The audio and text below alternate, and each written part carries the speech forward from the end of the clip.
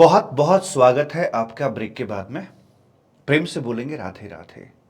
चलें? Yes sir. तो अब इसमें अगला नंबर आता है आपका। और सुनाओ, क्या हालचाल? ठीक तो हो? हाँ सर जी, हम तो एकदम ठीक हैं, आप बताइए। ये हमने देख लिया कि किन प्रोडक्ट पे पुराना टैक्स लगेगा और किन प्रोडक्ट पे नया जीएसटी लगाया जाएगा। अब आगे बात करते हैं कि यार इसके बेनिफिट्स क्या हैं जीएसटी के। तो थोड़ा स्मार्ट वर्किंग करो। 4 बेनिफिट तो आपको पहले से पता ही है भाई। जो पुराने सिस्टम की कमियां थी वो यहां पर आकर इसकी अच्छाइयां बन गई हैं। हां, वही multiple taxes, multiple compliances, cascading और डबल टैक्सेशन, उसकी 4 कमियां इसके 4 बेनिफिट में यहां पर काउंट करी जा सकती हैं। राधे राधे। बाकी कुछ नया है उससे और देख लेंगे क्या बोलते हैं।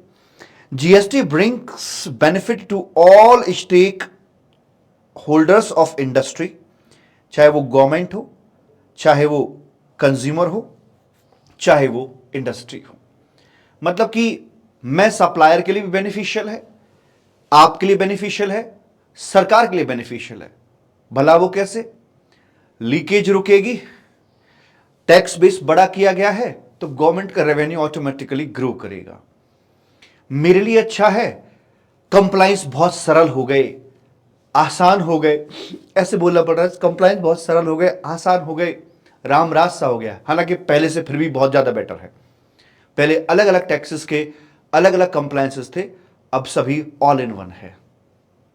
रेसिपिएंट के लिए ऐसे फायदा है कि डबल टैक्सेशन और कास्केडिंग जैसी बीमारियां हटने से उसको प्रोडक्ट अब सस्ता पड़ने लगा। तो सभी के लिए विन विन पोजीशन है। यहां पर आकर ये कह रहे हैं, it will lower the cost of goods और services, give boost to economy and make the product and services globally competitive. सबके लिए विन विन पोजीशन लेकर आया है। तो वही आपकी 5 बातें आ गई। No multiple taxes, no cascading, no double taxation and uniformity आएगी प्रोविजंस के अंदर। जब सारे प्रोविजंस इकट्ठे हो जाते हैं तो 2 पॉइंट और अपने यहां पर ऐड कर लेने हैं। एक, सरकार का रेवेन्यू बढ़ेगा ही बढ़ेगा, बैलेंसी टू द गवर्नमेंट रेवेन्यू। भैया जी, प्रीसीडिंग फाइनेंशियल ईयर के अंदर 20 लाख करोड़ का आंकड़ा पार कर दिया है। पुराने समय के अंदर डायरेक्ट टैक्स और इनडायरेक्ट टैक्स दोनों मिलकर ना लगभग 16 लाख करोड़ हुआ करते थे, और अब अकेला आईडीटी ही 20 लाख करोड़ के पार जा रहा है। अब आप समझ सकते हो, महीने का हाईएस्ट 2 लाख करोड़ के पार जा चुका है। क्या बात। और मेक इन इंडिया को बूस्ट मिलेगा जब कंप्लायंस सरल होंगे, सारी चीजें ओके होंगी, तो ये चीज में ग्रोथ तो मिलती ही है। जब हम सिस्टमेटिक और डिसिप्लिन्ड वे में काम कर रहे होते हैं तो परफॉर्मेंस तो निखरती ही है, हमारा काम करने का और मन करता है। अगर आपको पढ़ने के लिए एक अच्छा सा एनवायरनमेंट दिया जाए, ना बहुत ठंड है ना बहुत गर्मी है, पीसफुल है, भीनी भीनी खुशबू आ रही है, अच्छा सा माहौल बना हुआ है, पॉजिटिव माइंड है, तो ऑब्वियस सी बात है कि आपकी ग्रोथ होगी। जी, आगे बोलते हैं genesis of GST in India. ये आपकी जनरल नॉलेज के लिए है, कैसे कैसे ये इंडिया तक पहुंचा आपका जीएसटी। तो नमस्ते करेंगे सभी फ्रांस को। पहली बार ये फ्रांस में लॉन्च किया गया था 1954 में। उसके बाद में 2004 में एक केलकर टास्क फोर्स है, उसने 2004 में पहली बार जिक्र किया जीएसटी का इंडिया में। अब सोचो कितने साल लग गए जिक्र करने से लेकर इंप्लीमेंट होने तक। इन्होंने सजेस्ट किया था कि नेशनल जीएसटी होना चाहिए, मतलब कि जितना भी पैटर्न है सारा का सारा आईजीएसटी की तरह होना चाहिए, कि ट्रांजैक्शन चाहे इंट्रास्टेट हो या फिर आपकी ट्रांजैक्शन इंटरस्टेट हो, जैसी मर्जी करके हो, हर एक ट्रांजैक्शन के ऊपर आपका आईजीएसटी ही लगना चाहिए। ठीक सर जी। एंड उसके बाद इन्होंने कहा कि फिर इसका बंटवारा कर लेंगे, आधा चला जाएगा सेंट्रल गवर्नमेंट के पास में और बाकी आधा जो है वो स्टेट गवर्नमेंट के पास में चला जाएगा।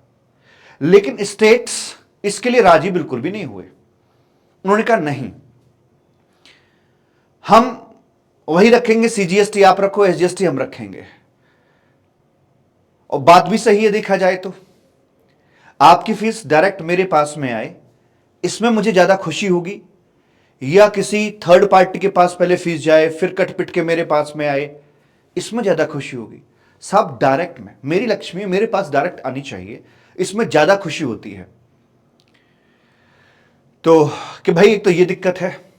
दूसरी समस्या ये है इसके अंदर कि हमारे पास इतना बड़ा डिपार्टमेंट है वैट का, इतनी हमारी आर्मी हमने सजा रखी है, इसका क्या होगा? ये सारे बेरोजगार हो जाएंगे और हम तो ऐसे हो जाएंगे कि भाई खाओ पियो ऐश करो, बस पैसे आपके आ जाएंगे। तो हमारे तो आदतें वैसे भी खराब हो जाएंगी। हम अपने हाथ नहीं कटवाना चाहते और कटोरा लेके हमेशा तुम्हारे सामने खड़े रहना नहीं चाहते हैं।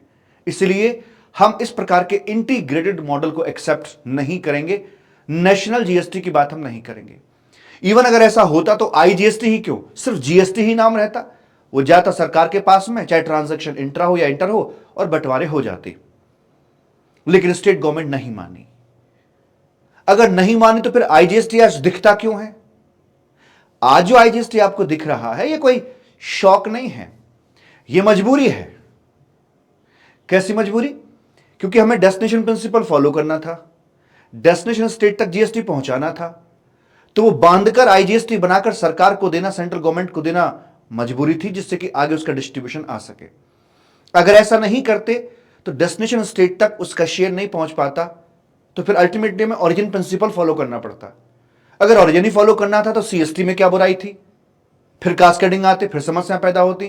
तो इसलिए जैसे गदर एक प्रेम कथा है, ऐसे ही आईजीएसटी एक मजबूरी है स्टेट गवर्नमेंट के लिए बेसिकली।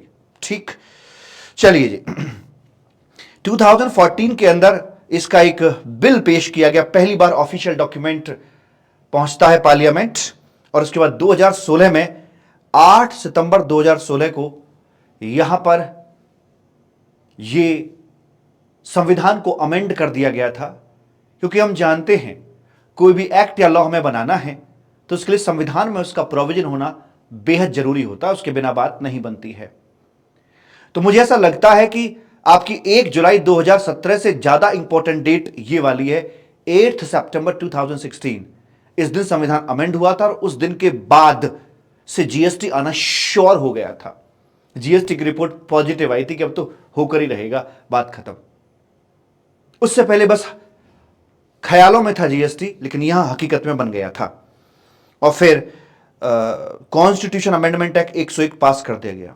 सर बिल का नंबर 122, इसका नंबर 101। अरे सारे बिल पास थोड़ा ना हो जाते हैं, जो डस्टबिन में चले जाते हैं वो नंबर तो चढ़ ही जाता है ना उनका। तो ऐसे करके है। 2017 में सारे बिल हमारे तैयार हो गए थे, सीजीएसटी, आईजीएसटी एटसेट्रा के। और 2017 में ये एक्ट का रूप लेकर नंद के आनंद भयो जय कन्हैया लाल के हमारे सामने आ गए थे। अगला डिस्कशन है आपका यहां पर जीएसटी नेटवर्क को लेकर, मतलब जीएसटीएन। हां, जीएसटीएन एक कंपनी है। दरअसल मैं आपको एक इंसिडेंस बताता हूं।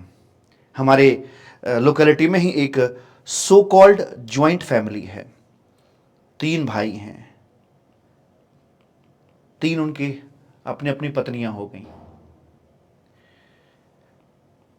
सब्जी वाला आता है सब्जी बेचने के लिए कि आलू है, टमाटर है, भिंडी है, लौकी है, खीरा है, संतरा मिठाई है। तीनों जाती हैं सब्जी खरीदने के लिए, अपनी अपनी सब्जी लेकर आती हैं, अपने अपने पैसे दे आती हैं। सब्जी वाला 1 मिनट में समझ गया घर में 3 चूल्हे चल रहे हैं। ये बाहर से ही लग रहा है कि जॉइंट है, लेकिन अंदर जॉइंट बिल्कुल भी नहीं है। मुझे ऐसा लगता है कि भाई अगर आपको ठीक है आप अंदर जॉइंट नहीं हो, लेकिन बाहर की दुनिया में मत दिखाइए कि आप अलग अलग हो चुके हो। मजबूती के साथ रहोगे तो ठीक से रह पाओगे।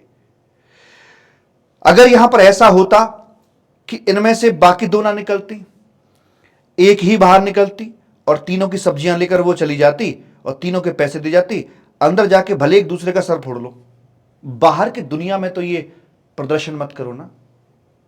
कुछ ऐसा ही सीन हो रहा था हमारे जीएसटी के अंदर आकर। कैसे भला? इन्फोसिस ने इस जीएसटी पोर्टल को डेवलप किया और इसका जो खर्चा आया था लगभग 1200 करोड़ रुपए का, वो देना बनता था 50% सेंट्रल गवर्नमेंट देगी और 50% देंगे अपने स्टेट। स्टेट में भी बंटवारा होगा 50% के बीच में भी, Haryana, Punjab, Rajasthan, UP and all. नहीं, इन्फोसिस फटकार लगा, है हरियाणा शेयर लाओ अपना, है ये रहा, ये बड़े रे लेकर। अरे ऐसा लग रहा है जैसे कि इस देश का राजा तो इन्फोसिस है, ऐसे लताड़ रहा है कि पैसे लाओ, पेमेंट नहीं आया, ये वो फलाना निमका। अरे ये क्या कर रहे हो भाई, ये नग्नता का प्रदर्शन क्यों हो रहा है? आप सरकार हो तो अपनी एक मर्यादा में रहिए, अपने एक वजूद में रहिए। आप ये क्या कर रहे हो? सरकार ने ऐसा ना हो उसके लिए काम किया कि भाई वही करेंगे जो हो रहा है, बट थोड़ा तरीका चेंज किया और यहां पर इन्होंने एक दीवार लगा दी। दीवार यानी कि एक कंपनी इन्होंने यहां पर बना दी। कंपनी को रजिस्टर्ड कराया गया under section 8 of companies act, जिसका उद्देश्य प्रॉफिट कमाना बिल्कुल भी नहीं है। कंपनी का नाम रखा गया GSTN यानी कि जीएसटी नेटवर्क। जीएसटिन नहीं कह रहा, जीएसटिन का मतलब जीएसटी आइडेंटिफिकेशन नंबर हो जाता है। मैं कह रहा हूं GSTN, जीएसटी नेटवर्क, ऐसे करके। तो अब जो भी जिसका जो कंट्रीब्यूशन बनता है वो इसको देके चलेंगे और ये वन गो में इनको आगे यहां पर पेमेंट कर देंगे। तो एक कर्टेन, एक पर्दा बीच में डाल दिया गया ताकि राजा राजा की तरह रहे, सरकार सरकार की तरह ही रहे, इसलिए यहां पर ऐसा मालिक कर दिया है। अब जीएसटी पोर्टल की ओनरशिप इनके पास में है, यही उसे ओन करके चलते हैं। और जीएसटी पोर्टल करता क्या है? अरे क्या नहीं करता जीएसटी पोर्टल भैया, सब कुछ आपका जीएसटी पोर्टल ही यहां पर करता है, ऐसे करके मालिक बोल दिया जाता है। ये जीएसटी पोर्टल है, समय समय पर मैं इसका यूज आपको करके दिखाऊंगा जहां जैसी नीड होगी। मेरी अपनी खुद की 2 कंपनीज हैं, उनके डेटा के साथ हम आपके साथ यहां प्ले करके चलेंगे मालिक। और ये है जी अपना यहां पर आकर हमने किया लॉगिन। लॉगिन यहां पर ये हो जाता है ऐसे करके, और फ्रेश रिकॉर्डिंग है, देख क्या रहे हो। सर्विसेज पे आते हैं तो यहां देखिए रजिस्ट्रेशन करवाना है तो यहां आइए। लेजर, जो अलग अलग लेजर्स हैं, ई कैश लेजर, ई लायबिलिटी रजिस्टर, ई क्रेडिट लेजर, यहां देखेंगे। रिटर्न फाइलिंग, जितने भी फॉर्म्स की फाइलिंग हो रही है, स्टेटमेंट की फाइलिंग हो रही है, सब रिटर्न फाइलिंग टैब में आएगा। सभी प्रकार के पेमेंट्स यहां पर किए जाएंगे। इसमें यूजर सर्विसेज, ढेर सारी चीजें आपको यहां सीखने के लिए मिलेंगी। रिफंड क्लेम करना है तो अगले टैब को दबाइएगा, और ई-वे बिल की वेबसाइट पर लैंड करना है तो यहां से भी सीधा वहां पर लैंड कर सकते हैं। मुख्य तौर पर आपको 3 वेबसाइट से यहां रूबरू होना है। एक जीएसटी की मेन वेबसाइट हो गई जो आप देख रहे हैं, एक ई-वे बिल की वेबसाइट है और एक ई इनवॉइसिंग की वेबसाइट है। ठीक, यस सर। तो जितना भी काम है सारा का सारा आपका जीएसटी पोर्टल पर ही करवाया जाता है। तो क्या बोलते हैं? GSTN is a company registered under section 8 of companies act, not for profit. दोनों सरकारें इसमें फंडिंग करके चलती हैं और ये जीएसटी पोर्टल की सर्विस दे रहा है गवर्नमेंट को भी और टैक्स पेयर को भी, और तमाम प्रकार की सुविधाएं यहां से दी जाती है। रजिस्ट्रेशन, रिटर्न फाइलिंग, पेमेंट है, मैचिंग ऑफ रिटर्न है, डिस्ट्रीब्यूशन ऑफ आईजीएसटी है, मतलब सारा काम ऑटोमेटेड तरीके से ही किया जाता है।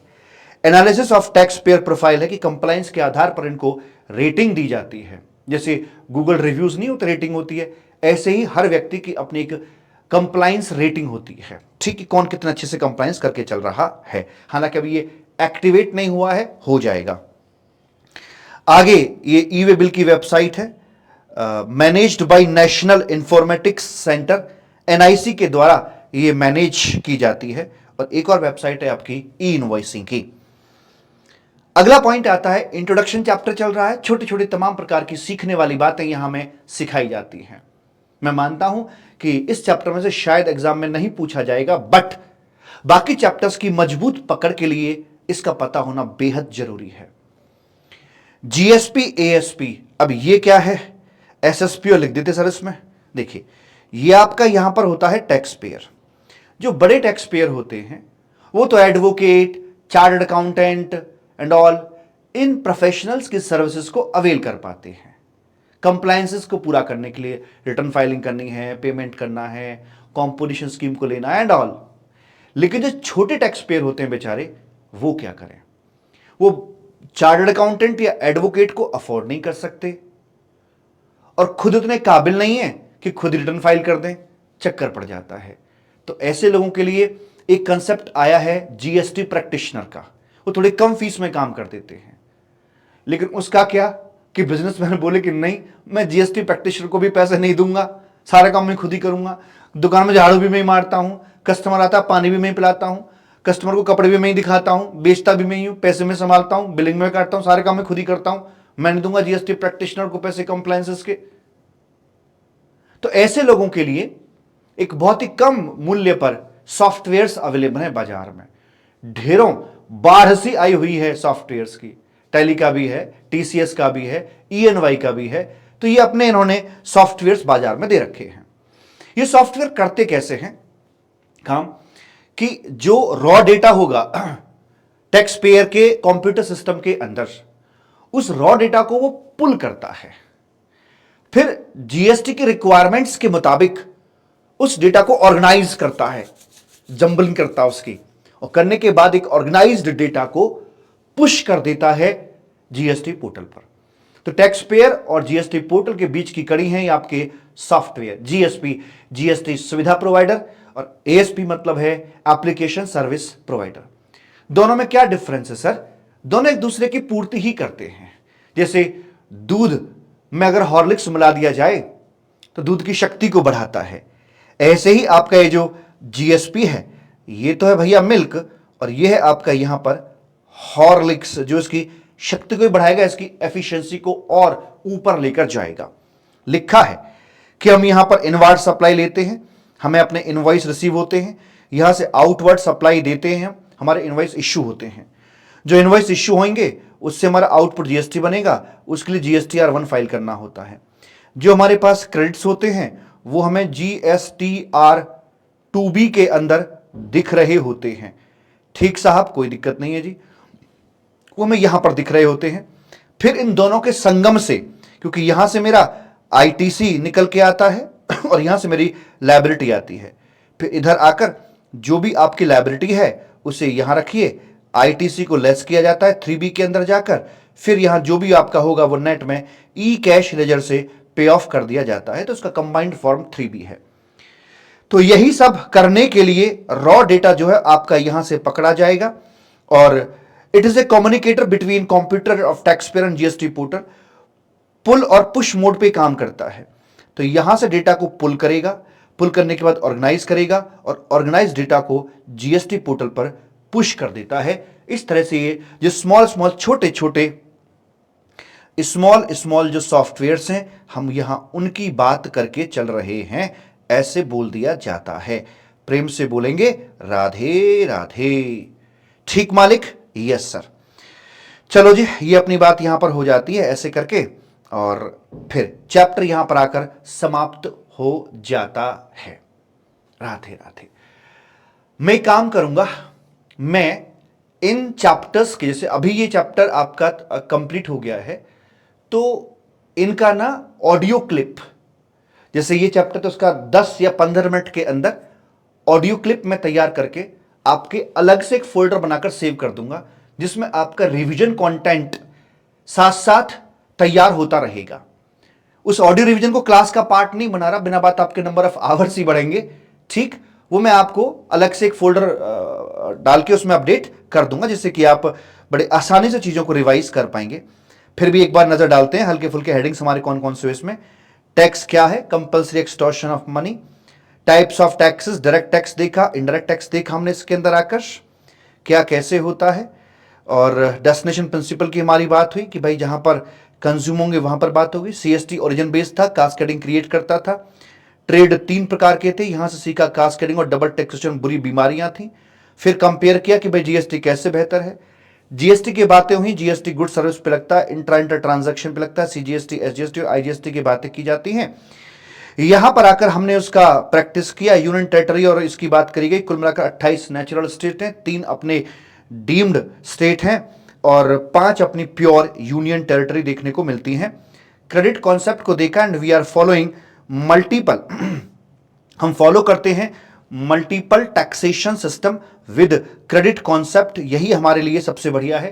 और क्रेडिट को यूटिलाइज करते हैं पहले आईजीएसटी को आईजीएसटी के लिए, फिर सीजीएसटी एसजीएसटी किसी भी पर्पस के लिए, फिर सीजीएसटी को करते हैं पहले सीजीएसटी के लिए, फिर अपना आईजीएसटी के लिए, उसके बाद एसजीएसटी को, पहले एसजीएसटी के लिए बचेगा तो फिर आईजीएसटी के लिए इस्तेमाल कर दिया जाता है। सिमिलरली यूटीजीएसटी बिहेव करता है, पहले यूटीजीएसटी के लिए बचेगा तो आईजीएसटी के लिए इस्तेमाल कर देते हैं। प्री और पोस्ट टैक्स देखे कौन कौन से कैसे कैसे करके थे।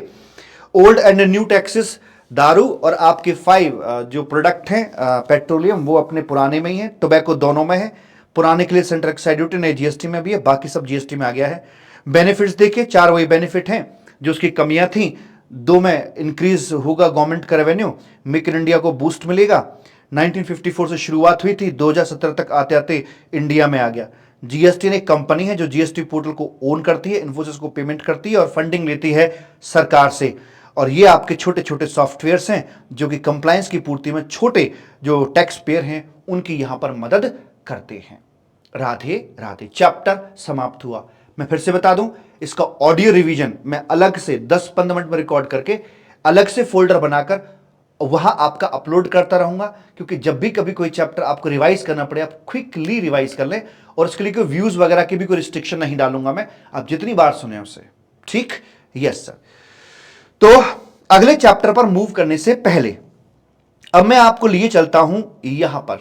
यह है जिस्ट ऑफ जीएसटी, बाबा की बूटी इसे बोलते हैं। ये डायग्राम है आपका।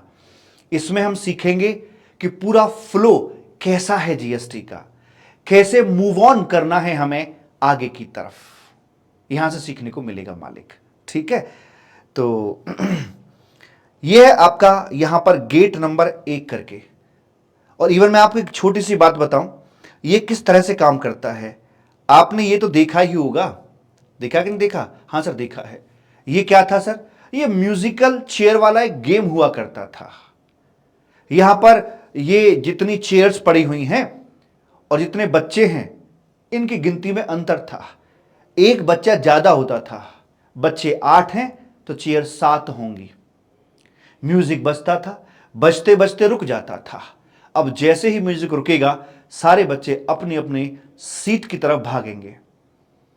7 चेयर है तो 7 बच्चे बैठ जाएंगे, कोई 8वां बच्चा रह जाएगा। जो रह गया वो रह गया, वो गेम से आउट हो जाता है और वापस गेम में लौटकर नहीं आएगा। ऐसे ही हमारे इस जीएसटी के अंदर एक टैक्स पेयर को, एक व्यक्ति को, एक बिजनेसमैन को अगर जीएसटी के इस मकड़ जाल से बचना है तो उसके पास 5 ऑप्शंस हैं, 5 दरवाजे हैं इस जाल में से बाहर निकलने के। वो 5 दरवाजे कुछ इस प्रकार से हैं जो मैं आपको यहां दिखा रहा हूं। ये बाबा की बूटी का डायग्राम है। एट द एंड आप इसको दिल से थैंक यू बोलेंगे कि वाह क्या बात थी। क्यों ऐसा मैं इसलिए कह रहा हूं कि आप यहां तक चलोगे चलोगे चलोगे चलो चलते चलते चलते चलते, क्योंकि सारे प्रोविजन इंटरलिंक्ड हैं। जब यहां तक पहुंचते हैं तो बच्चा कंफ्यूज होना शुरू हो जाता है कि कहां पर क्या था कैसे था। जैसे कंफ्यूज हो गए मैं तुरंत आपको इस फ्लो के अंदर ले आऊंगा और आप फिर से आराम से ठीक हो जाएंगे। कहीं कोई इतनी सी भी कंफ्यूजन या दिक्कत आपके माइंड में रह नहीं सकती। ये हमारा वादा नहीं दावा है। ठीक सर जी। तो पहले पॉइंट पर डिस्कस किया जाता है गुड्स और सर्विस के बारे में। कोई भी चीज या तो गुड्स होगी या सर्विस होगी या कुछ भी नहीं होगी। गुड्स या सर्विस है तो अगले बॉक्स की तरफ मूव करेंगे, चेक करेंगे कि सप्लाई है कि नहीं है। और अगर वो चीज गुड्स या सर्विस में किसी में फॉल नहीं करती है तो यहीं से आउट। आउट मतलब आउट, वो जीएसटी की दुनिया से बाहर हो गई चीज, जैसे मनी एंड सिक्योरिटी। यहां उनका कोई काम नहीं, ना गुड्स कही जाती है ना सर्विस कही जाती है, इसलिए वो पहले गेट से ही आउट कर दी जाती हैं। फिर आएगा आपका सप्लाई का डिस्कशन कि गुड सर्विस तो बन गया ओके, लेकिन क्या वो सप्लाई भी है या नहीं है। सप्लाई है तो आगे चलेंगे जीएसटी के रास्ते पर, लेकिन अगर सप्लाई ही नहीं है, जैसे कि मॉर्चरी की सर्विसेज, सप्लाई ही नहीं है तो यहीं से बाहर निकाल दिया जाएगा और वो कभी जीएसटी का हिस्सा नहीं बन पाएगी, बात ही खत्म हो जाएगी। यहां पर ये सीखेंगे क्या सप्लाई है और क्या सप्लाई नहीं है। फिर गेट नंबर 3 आएगा। जो सप्लाई बन गया है उसकी टेस्टिंग यहां पर करी जाएगी कि सप्लाई तो बन गई हो, पर ये तो बताओ इंट्रा हो कि इंटर हो, बॉर्डर पार कर रही हो कि नहीं कर रही हो। तो यहां से तय होगा कि सीजीएसटी एसजीएसटी लगना है या फिर आईजीएसटी लगना है। और अगर एक्सपोर्ट का मामला बन गया तो फिर भाई साहब फिर तो डेस्टिनेशन इंडिया के बाहर है, टैक्स वो लेंगे, हमारे यहां पर टैक्स की बात नहीं करी जाएगी। यहां से बाहर नहीं निकलते हैं तो फिर चौथा गेट आता है कि भाई ये टैक्सेबल पर्सन के हाथों से होना चाहिए। गुड्स या सर्विस की सप्लाई चाहे इंट्रा हो या इंटर हो, एक टैक्सेबल पर्सन के हाथों से होनी चाहिए। अगर इसके हाथों से होती है फिर तो जीएसटी आएगा, वरना नहीं आएगा। टैक्सेबल पर्सन कौन है? एक शादीशुदा व्यक्ति, मतलब एक रजिस्टर्ड व्यक्ति जो होता है। अगर आपका रजिस्ट्रेशन नहीं है तो आप भले कितनी गुड्स या सर्विस की सप्लाई कर लीजिए, जीएसटी की बात नहीं होगी। जैसे कि एक सब्जी वाला सब्जी बेच रहा है, आलू है, टमाटर है, भिंडी है, लौकी है, खीरा है, संतरा, मिठाई है, भाई वो व्यक्ति रजिस्टर्ड नहीं है। नॉर्मली 20 लाख के ऊपर रजिस्ट्रेशन की जरूरत पड़ती है, वो अनरजिस्टर्ड है, कुंवारा है, तो यहां से जीएसटी का जन्म नहीं होगा, होगा भी तो अवैध बन जाएगा, इंडिया है। तो जीएसटी का जन्म दिलवाने के लिए पिताजी का शादीशुदा होना जरूरी है, ऐसा बोलता है गेट नंबर 4। वो टैक्सेबल पर्सन के हाथों से ही होना चाहिए। अच्छा, वेरी गुड। तो यहां देखेंगे टैक्सेबल पर्सन कौन है और कौन नहीं है, उन सब की बातें यहां पर करी जाएंगी। उसके बाद फिर पांचवां गेट आता है एग्जम्पशंस का, कि यहां तक आने के बाद भी ढेरों प्रकार की एग्जम्पशंस अवेलेबल होती हैं। अगर वो सप्लाई एग्जेम्प्ट हो गई तो भाई साहब गए, पांचवें गेट से बाहर निकल जाइए, बात खत्म।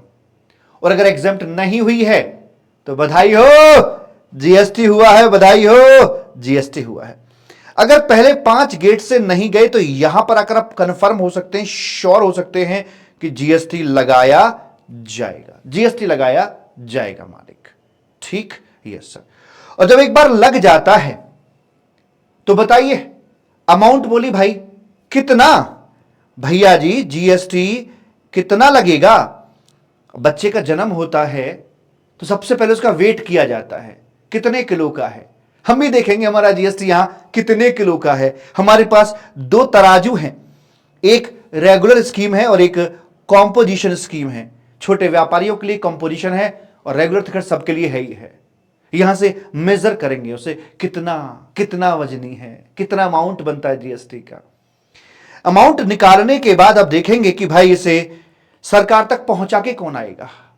भगवान कृष्ण को पिताजी ले गए थे उनके, यमुना पार करा के जन्म के बाद। इसे कौन यमुना पार कराएगा बे, इसे सरकार तक कौन पहुंचा के आएगा। तो इसी बात का फैसला यहां पर किया जाएगा कि आखिरकार कौन कौन भरेगा जीएसटी सरकार को। नॉर्मली सप्लायर ही भरता है, उसे फॉरवर्ड चार्ज मैकेनिज्म या नॉर्मल चार्ज मैकेनिज्म के नाम से हम जानते हैं। इस नाम से उसे हम जानते हैं मालिक, ठीक है, यस सर। और दूसरी बात ये कि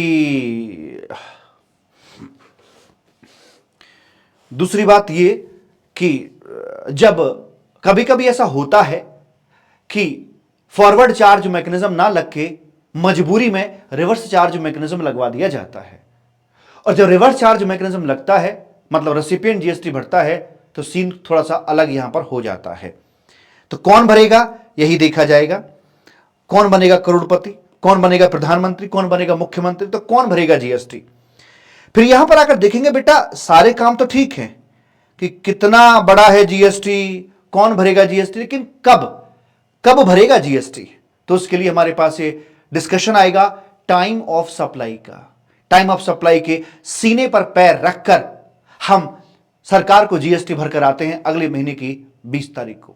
जिस महीने में टाइम ऑफ सप्लाई अराइज होता है उस महीने के अगले महीने की 20 तारीख को इसका पेमेंट करवाया जाता है। राधे राधे। एंड उसके बाद तो फिर फाइनली अपने ये कंप्लायंसेस यहां पर मालिक आ जाते हैं ऐसे करके। और कंप्लायंसेस के अंदर हम आपको बताए रहे हैं यहां पर आकर क्या भला। कंप्लायंस में आते हैं IAM, RRR और ITC। आई का मतलब है इनवॉइस, M का मतलब है मैनर ऑफ पेमेंट, 4R का मतलब है रिटर्न, रजिस्ट्रेशन, रिफंड, रिकॉर्ड्स, और ITC मतलब वही इनपुट टैक्स क्रेडिट। यहां इसका मीनिंग लिया जाता है। प्रेम से बोलेंगे राधे राधे। ठीक राधे? हां सर जी एकदम ठीक है, और कोनो दिक्कत वाली बात यहां पर नहीं है। अच्छा जी, अब आगे चलिए जरा। तो ये जो कंप्लायंसेस है ये यहां पर पूरे करने पड़ेंगे और आपका एक फेज इधर आकर मालिक कंप्लीट करा दिया जाता है। तो अब इसके बाद आपके कुछ चैप्टर्स और बचते हैं जो एडमिनिस्ट्रेशन वाले हैं, जैसे कि अपील है, डिमांड है, रिफंड है, सर्च है, सीजर है, रेड है ना, ये सब बचते हैं आपके। तो इनके लिए मैं क्या करूंगा, अलग से एक और बनेगी बाबा की बूटी 2.0, से मैं हाथ से ड्रॉ करवाऊंगा बाबा की बूटी 2.0, और उसी के दौरान मैं आईआरएस ऑफिसर्स से आपकी मुलाकात भी करवाऊंगा उन चैप्टर्स के दौरान। ठीक, यस सर, और कोनो दिक्कत वाली बात नहीं है। ठीक है सर जी। तो आइए, ये फ्लो हमने देख लिया, good service supply, inter taxable person, exemption, valuation, NCM, time of supply and all compliances की यहां पर बात करके चल रहे हैं। Right baby? यस सर जी साहब। अब आगे चलते हैं मालिक, एक एक गेट को यहां पर थोड़ा समझने की कोशिश करते हैं, एक बार थॉरली इसको हम पढ़ लेते हैं और उसके बाद में फिर अपनी चर्चा को आगे बढ़ा दिया जाएगा। तो देखें आखिरकार ये गुड्स क्या होता है और ये किस प्रकार से काम करता है। तो यहां पर जब हम गुड्स की बात अपनी करके चल रहे हैं, तो मैंने क्या किया है कि आपको ना एक रजिस्टर मेंटेन करने के लिए बोला था, नहीं किया है तो कर लीजिएगा। रजिस्टर के अंदर मैं क्या करवाऊंगा बताऊं? देखो, अभी जैसे मैं आपको पढ़ाऊंगा ये बाबा की बूटी, तो इसमें जो बातें हैं मैं आपको हाथ से लिखवाऊंगा, उसका इफेक्ट इंपैक्ट अलग आता है हाथ से लिखने का। इसका डिस्कशन पूरा हाथ से लिखा जाएगा। और दूसरा, जब बाबा की बूटी 2.0 आएगा उसको भी हाथ से लिखवाऊंगा मैं। एंड इसके साथ साथ जो आप अपने क्वेश्चन आंसर की प्रैक्टिस करेंगे ना, वो भी यहीं पर इस रजिस्टर के अंदर लिख के चलेंगे। जी कितना बड़ा रजिस्टर ले लें? ले लो रजिस्टर अपना 150-200 पेज के आसपास का ले लो, है ज़्यादा ही पता रजिस्टर क्या करोगे लेकर, ठीक ठाक सा ले लो थोड़ा सा। तो सबसे पहले देखते हैं यहां पर गुड्स, और गुड्स का जो डिस्कशन है मेरा वो 3 हिस्सों में बटा हुआ है, 1, 2 और 3। क्या गुड्स है, क्या है गुड्स, क्या है सचिन में, लप्पू सा सचिन है, बोलना यहाँ पे आवे ना, बोला यू है ना, ठीक कोई बात नहीं है जी। तो लीजिए साहेब, ये रहा आपका यहां पर आकर गेट नंबर 1, ठीक है, और नाम है इसका गुड्स और सर्विसेज। ठीक है बेबी? हाँ सर जी ठीक है, ठीक है। तो आइए, तो इसमें क्या होता है दरअसल कि पहला जो पार्ट है इसका, इसमें बोला जाता है एनी काइंड ऑफ जो मूवेबल प्रॉपर्टी होती है उसे हम गुड्स बुलाकर चलते हैं कि भाई वो गुड्स है। ठीक है सर, ये नोटिंग आपको मिल जाएगी, आप मेरे साथ नोट करते रहिएगा, बट फिर भी ये नोटिंग आपको अवेलेबल करा दी जाएगी। ठीक बेबी? हाँ सर जी। मूवेबल, मूवेबल किसे कहते हैं? तो चालू है रे। मूवेबल का मतलब होता है विच कैन बी मूव्ड,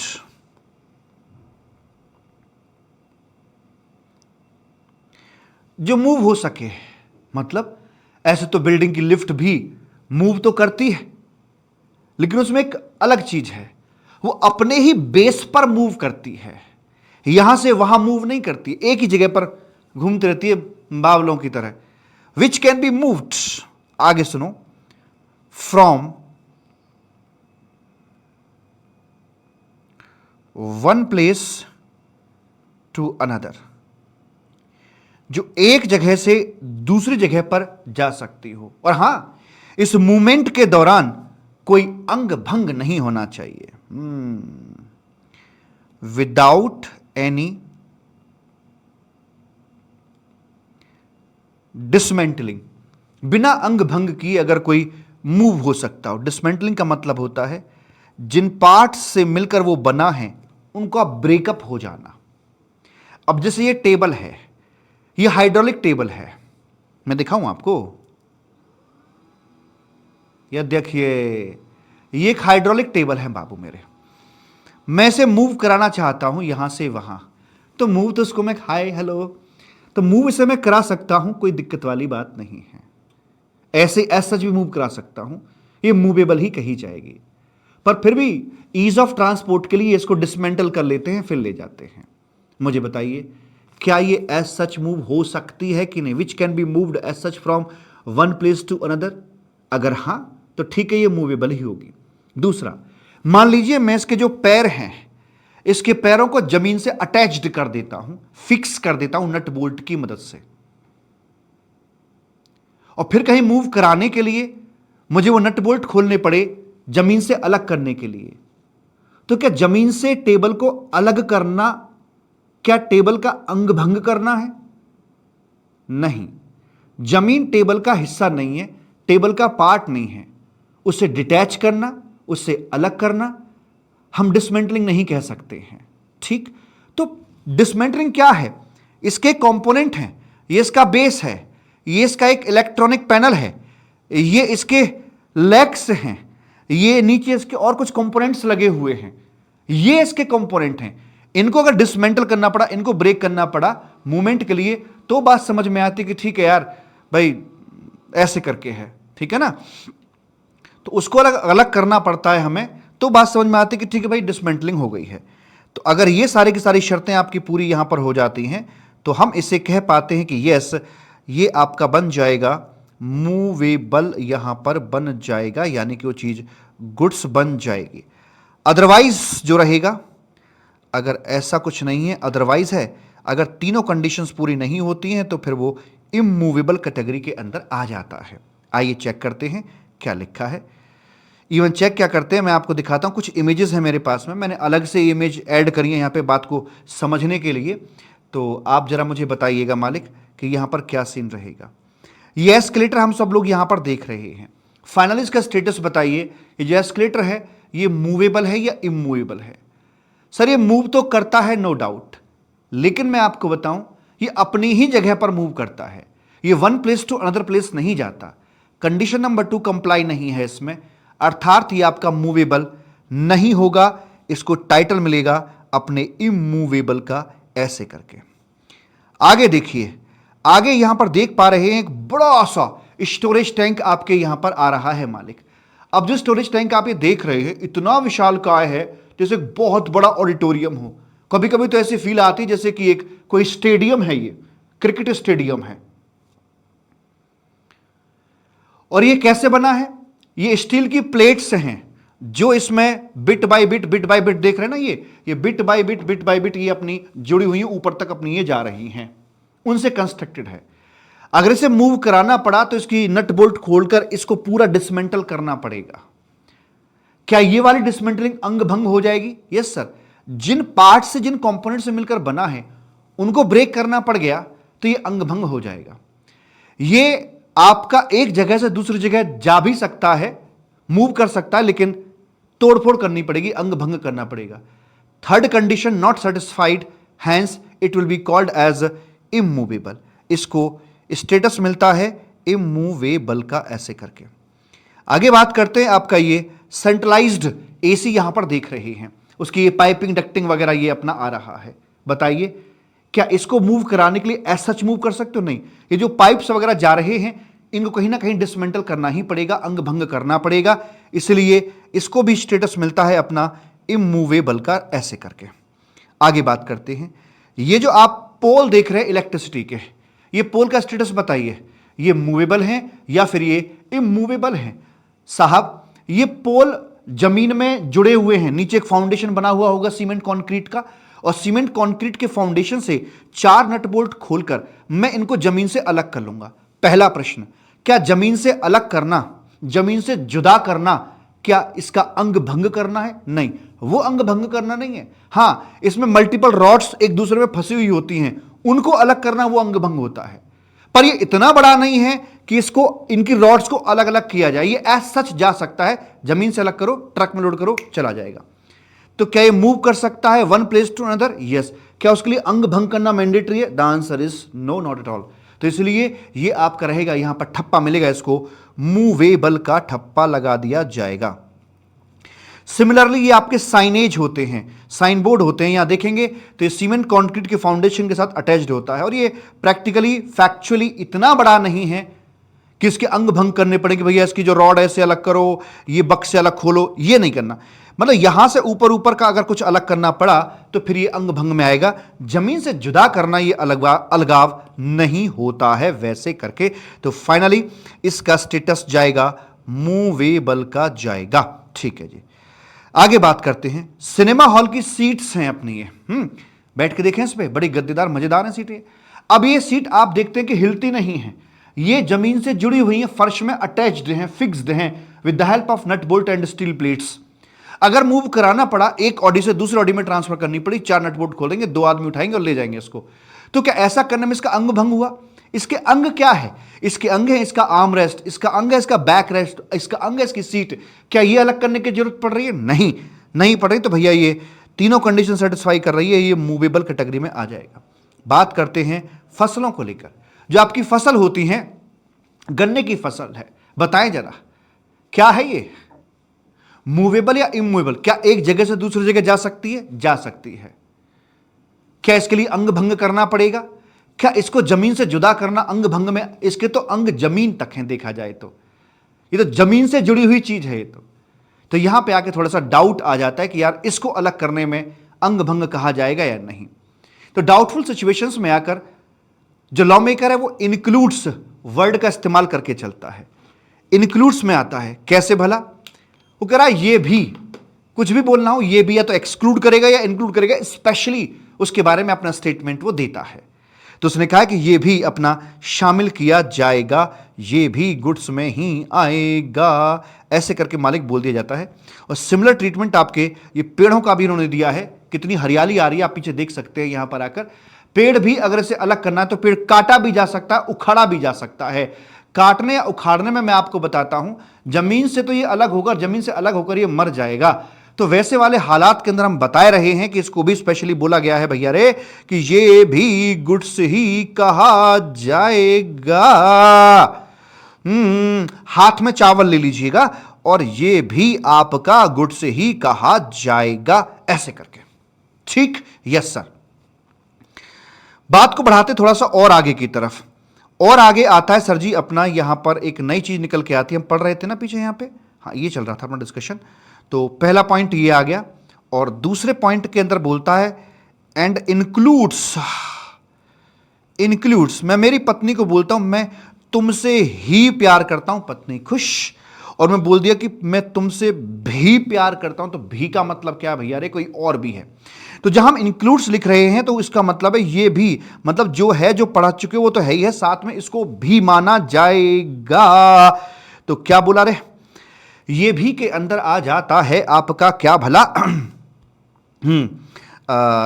पेड़ हो गए हैं, घास हो गई, ओहो हो हैं, और भैया जी एटसेट्रा, इस तरह की जो चीजें हैं वो आपकी यहां पर काउंट कर ली जाती हैं। अब तीसरा एक और शानदार वाला डिस्कशन आता है आपका एक्शनेबल क्लेम का। एक्शनेबल क्लेम्स का क्या है? एक्शनेबल क्लेम, तो एक्शनेबल क्लेम्स बेसिकली होते हैं आपके यहां पर कॉन्टिंजेंट जो एसेट्स होती हैं उन्हें हम एक्शनेबल क्लेम बोलते हैं। कॉन्टिंजेंट का मतलब हो गया जो आपकी डाउटफुल एसेट्स हैं, मिलेगी या नहीं मिलेगी, यू लव मी नॉट, ये डाउटफुल मैटर आ गया। तो जहां जहां डाउटफुल मैटर आएंगे वहां वहां पर इस प्रकार की बातें आपसे कर ली जाती हैं साहिब। ओके बेबी, ठीक है जी। अब आगे क्या, इसके क्या क्या एग्जांपल्स हो सकते हैं सर जी, बता रहे हैं। तो एक्शनेबल क्लेम को दरअसल 2 भागों में तोड़ा जाता है। एक आता है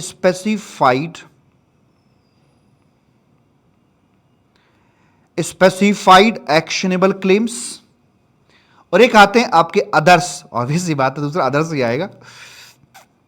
एक स्पेसिफाइड एक्शनेबल क्लेम आ गया और एक आ गया आपका अदर्स की कैटेगरी में।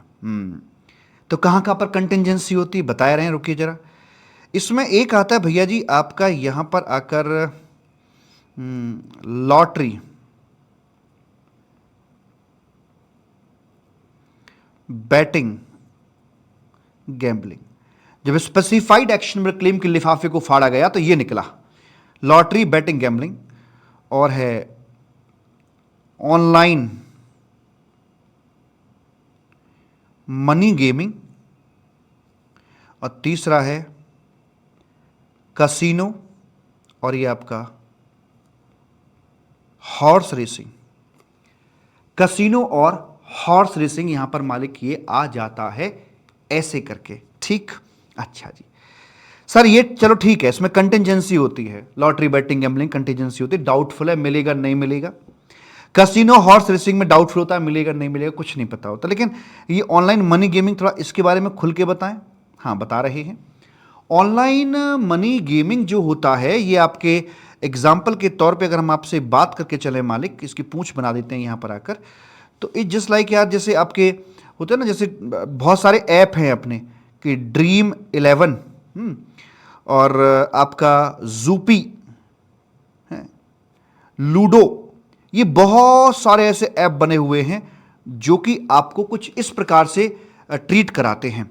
जैसे मान लीजिए आप फॉर एग्जांपल के तौर पर लूडो खेलते, मैं तो खेल के देखा था जब ये कॉन्सेप्ट अभी रिसेंटली इंट्रोड्यूस किया गया है ऑनलाइन मनी गेमिंग का। तो जब मैं रिसेंटली इसको खेल के देख रहा था तो मैंने क्या पाया, लूडो खेलने हम बैठे भाई, ऐप डाउनलोड किया, मैंने एंट्री फीस थी उसमें, या बैटिंग अमाउंट कह लो या एंट्री फीस कह लो, एंट्री फीस आप जो मर्जी सेलेक्ट करें, मैंने 1 रुपया रखी, ये हो गई मेरी तरफ से। और एक अनदर प्लेयर और आया एक अनदर प्लेयर और आता है, 1 रुपया उसने लगाया, कुल मिलाकर 2 रुपये यहां पर हो जाते हैं जी। तो इस प्रकार से गेम के अंदर पहुंच गए ये 2 रुपये, ठीक। अब ये कौन मैनेज कर रहा है? जूपी। जूपी का जो ऐप है मैंने डाउनलोड किया था, इसमें से जो बंदा जीतेगा, मैं जीतूं या वो जीते, 1.7 का प्राइज उसे दिया जाएगा, और जो 30 पैसे हैं इसे रखेगा ये जूपी की अपनी इनकम यहां पर हो जाती है ऐसे करके मालिक। अब ये जो प्राइस है, इस प्राइस के चलते हुए इसमें कंटिजेंसी आ जाती है, ये कंटिजेंट है, मैंने पैसा तो लगा दिया 1 रुपया, लेकिन अब ये पैसा मुझे मिलेगा या नहीं मिलेगा। और जहां पर कंटिजेंसी आ जाती है, जो एक्शनेबल क्लेम बन जाता, इसी के चलते ये अपना बन जाता है एक्शनेबल क्लेम्स मालिक। और एक्शनेबल क्लेम्स जो होते हैं वो बताया गया है कि उनको कहा जाता है गुड्स। जो भी कॉन्टिजेंट एसेट्स होती हैं उनको यहां पर गुड्स कहा जाता है। आपके मन में एक सवाल जरूर आया होगा, अनुभव कहता है मेरा, सर ऑनलाइन मनी गेमिंग ये सर्विस में क्लासीफाई नहीं होना चाहिए? ये बिल्कुल सर्विस में ही क्लासीफाई होना चाहिए था, पर इसमें कंटिजेंसी का जो ये कैरेक्टरिस्टिक ऐड हो गया है, इसकी वजह से अब ये एक्शनेबल क्लेम बन जाता है, और एक्शनेबल क्लेम जो होते हैं वो आपके मालिक यहां पर गुड्स बन जाते हैं। तो इसको ऐसे मान के चलो जैसे कि लड़के को साड़ी पहना दी, किसी लड़के को साड़ी पहना दी जाए, तो प्राइमा फेसी दूर से देखोगे तो ऐसा लगेगा, प्रतीत होगा जैसे लड़की है ये, लेकिन पास आके पता लगेगा भाई लड़की नहीं है, लड़का है ये। तो यहां पर आकर दूर से ये भी आपको सर्विस लगती है, लेकिन करीब से देखोगे तो आपको पता लगेगा भाई तो ये एक्शनेबल क्लेम है, कंटिजेंसी है, ये तो गुड्स में यहां पर आता है। बात को थोड़ा और एलैबोरेट इसको मैं कर देता हूं। देखिए एक चीज और समझाता हूं मैं आपको। एक परिभाषा आती है ऑनलाइन गेम की, ऑनलाइन गेमिंग। ऑनलाइन गेमिंग को ना हम 2 भागों में बांटते हैं मालिक जी, 2 भागों में बांटते हैं। एक होता है ऑनलाइन मनी गेमिंग, समझना बात को, online money gaming for example जैसे जूपी लूडो है जी, और एक होता है अपना अदर्स, एक होता है अदर्स। अदर्स में फॉर एग्जांपल जैसे कि आगे आपका यहां पर रोब्लॉक्स आ जाता है, मेरे बच्चे खेलते हैं रोब्लॉक्स। रोब्लॉक्स एक बहुत बड़ा प्लेटफॉर्म है जिस पर मल्टीपल ऑनलाइन गेम्स होते हैं, लेकिन वहां वैसा कुछ नहीं कि भाई प्राइज जीतो, कि ये करो, बैटिंग शैटिंग भी, लूडो खेलो, वैसा कुछ भी नहीं उसके ऊपर। वो सिर्फ उनका अपना एक ऐप बना हुआ है कि हमारे यहां फ्लैट है, वर्चुअल लाइफ जिलाते हैं वो लोगों को कि आप आइए, सोफे बैठिए, बच्चे 4-5 बच्चे हैं, सोफे बैठे हैं, किचन में खाना बना रहे हैं, ये कर रहे हैं, वो कर रहे हैं। अगर किसी बच्चे को प्रीमियम बन रहा है तो उस प्रीमियम बनाने के लिए वो पैसे लेते हैं, कि आपको एक स्पेशल हैट मिलेगी यहां पर आकर, आपको पता नहीं ये सुविधाएं मिलेंगी, किचन में जाके केक बना सकते हो, हैं, माइक्रोवेव का बटन सिर्फ वही बच्चा ऑन कर सकता है, हैं, जो जिसके पास में ये प्रीमियम वर्जन ले रखा होगा, और प्रीमियम वर्जन के लिए देने पड़ते हैं पैसे। तो मेरे बच्चे ने मुझसे कहा कुछ दिन पहले, पापा 1000 रुपये दीजिए। मैं क्यों? क्योंकि हमें रोबक्स बाय करने हैं, इनकी जो वर्चुअल करेंसी बना रखी है वो रोबक्स बना रखी है, रोबक्स बाय करने हैं। तो रोबक्स बाय किए जाते हैं और यहां पर एक प्रीमियम वर्जन गेम का बच्चों को मिल जाता है। तो बच्चे गेम पैसे दे रहे हैं, लौट के यहां से कुछ नहीं मिल रहा है। तो ये जो है इसमें कोई कंटिजेंसी नहीं है, इसलिए बाबू मेरे ये सर्विस में क्लासिफाई होता है। आप तो ऑनलाइन मनी गेमिंग को भी सर्विस की तरह ट्रीट करते हैं, पर इसमें चूंकि कंटिजेंसी है इसलिए फाइनली हम इसको यहां पर आकर गुड्स के रूप में ट्रीट करते हैं। इस बात को दिल और दिमाग में अच्छे से सेट कर लीजिएगा। आगे चल के आप पाएंगे कि आपका जो हर चैप्टर के अंदर ऑनलाइन मनी गेमिंग की बात आपसे करी जाएगी, हर चैप्टर के अंदर। तो इस बात को ठीक से सेट कर लें, एक्शनेबल क्लेम है और वैसे करके बात की जाती है। तो ये जितनी भी चीज़ें आप देख रहे हैं यहां पर आकर, ये सभी के सभी आपके गुड्स भी बनते हैं, ये घटना आपकी सप्लाई भी बनती हैं और इनके ऊपर जीएसटी भी लगाया जाता है, ऐसे करके। लेकिन जो अदर्स हैं, other form of actionable claim है, उनका क्या बताते हैं। जो अदर्स में आते हैं आपके लाइक जैसे कि पेंडिंग लिटिगेशंस यहां पर आ जाते हैं अपने, एंड और इसके अंदर आ जाते हैं अपने लाइक अनसिक्योर्ड डेट्स आ जाते हैं, एटसेट्रा। तो इनको हम लोग गुड्स तो बुलाते हैं लेकिन इनको सप्लाई नहीं बनने देते, ये अगले पार्ट में सीखने को मिलेगा। और इन पर फाइनली जीएसटी नहीं आता, ये गेट नंबर 2 से बाहर कर दिए जाते हैं मालिक। राइट? Yes sir. और कोनो दिक्कत वाली बात हमें तो बिल्कुल भी नहीं है। नहीं, दिक्कत तो हमें भी नहीं है, सही बताएं आपको हम। ठीक सर जी। तो ऐसे हो जाता है सर, ऐसा क्यों है? ये स्प्लिट लगी है पुराने टैक्स से। ओल्ड टाइम की अगर मैं आपसे बात करूं तो ओल्ड टाइम के अंदर इन चीजों पर टैक्स लगाया जाता था। हालांकि ऑनलाइन मनी गेमिंग नया है, बट लॉटरी बेटिंग गैम्बलिंग पर पहले से लगता था। और पुराने समय के अंदर, ओल्ड टाइम के अंदर, जब जीएसटी से पहले इन चीजों पर टैक्स नहीं लगाया जाता था, तो हमने कहीं ना कहीं उसी स्प्रिट को, उसी मर्यादा को आज भी हमने जिंदा यहां पर रखा है। मेरी फाइनल वर्डिंग्स, एक्शनेबल क्लेम्स में स्पेसिफाइड एक्शनेबल क्लेम्स आपके 3 हो गए, तीनों गुड्स में काउंट किए जाएंगे और अकॉर्डिंगली जीएसटी लगाया जाएगा। बाकी जो अदरवाइज बच गए 3 के अलावा, उन पर कोई किसी प्रकार के जीएसटी की बात नहीं करी जाती है। तो ये तो बात हो गई आपके लेकर, यहां ये आ गया लॉटरी बेटिंग गैम्बलिंग और ये आ गया आपका लूडो, वैसे करके। अब मैं आपसे बात करता हूं सर्विस सेक्टर को लेकर। जी, सर्विस के लिए मालिक यहां पर क्या किया जाता है? सर्विस को हम ट्रीट करते जैसे कि गुड्स अगर मेल है तो ये फीमेल है, और हमारा देश पुरुष प्रधान देश है। उसकी झलक आपको इस सेंटेंस के अंदर देखने को मिल जाएगी। क्या बोलते हैं भला? एनीथिंग अदर देन गुड्स, यानी परिभाषा गुड्स की है, सर्विस की तो परिभाषा ही नहीं है। जो पुरुष नहीं है वो सब महिलाएं हैं। इसका मतलब थर्ड जेंडर अगर कोई हुआ तो उसका क्या, महिला में ट्रीट करके चलेंगे। जैसे रेस्टोरेंट होता है, रेस्टोरेंट की एक्टिविटी होती है, उसमें हम देखते हैं कि कुछ खाना गुड्स भी होता है, गुड्स के कैरेक्टरिस्टिक भी होते हैं उसके अंदर, और सर्विस के कैरेक्टरिस्टिक भी होते हैं। मेल फीमेल दोनों के कैरेक्टरिस्टिक होते हैं। तो फाइनली हम उसे एक सर्विस की तरह ट्रीट करते हैं।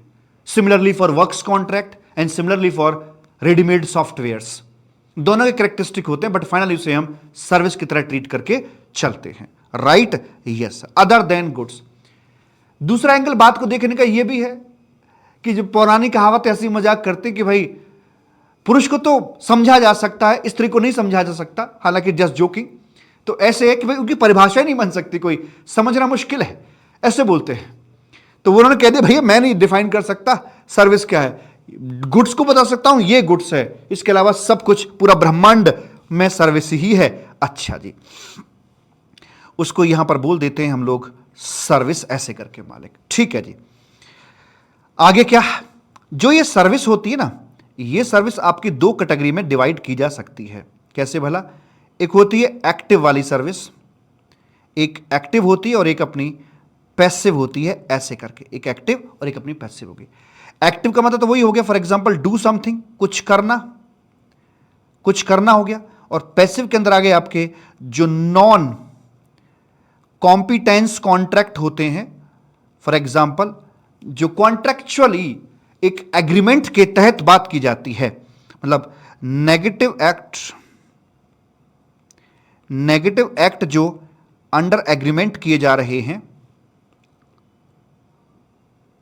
नेगेटिव एक्ट अंडर एग्रीमेंट किए जा रहे हैं, उनको भी हम यहां पर सर्विस बुलाकर चलते हैं और उन पर अपना जीएसटी लगा दिया जाता है। राधे राधे। जैसे कि मैंने नया घर बनाया है, यहां पर आकर, यहां पर सारे के सारे बड़े बड़े प्लॉट्स हैं और यहां थोड़ा सा हटके एक 40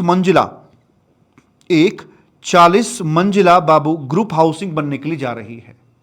हमारी कॉलोनी में खलबली मच गई कि यार 40 मंजिला अगर बन गई तो कॉलोनी का हवा पानी धूप सब बंद हो जाएगा, बड़ी दिक्कत पड़ जाएगी यार, ये तो बड़ी दिक्कत पड़ जाएगी। तो हम जाते हैं बिल्डर के पास में कि भैया जी आप 40 मंजिला ना बनाओ, आप इसे 25 मंजिल बना लीजिए।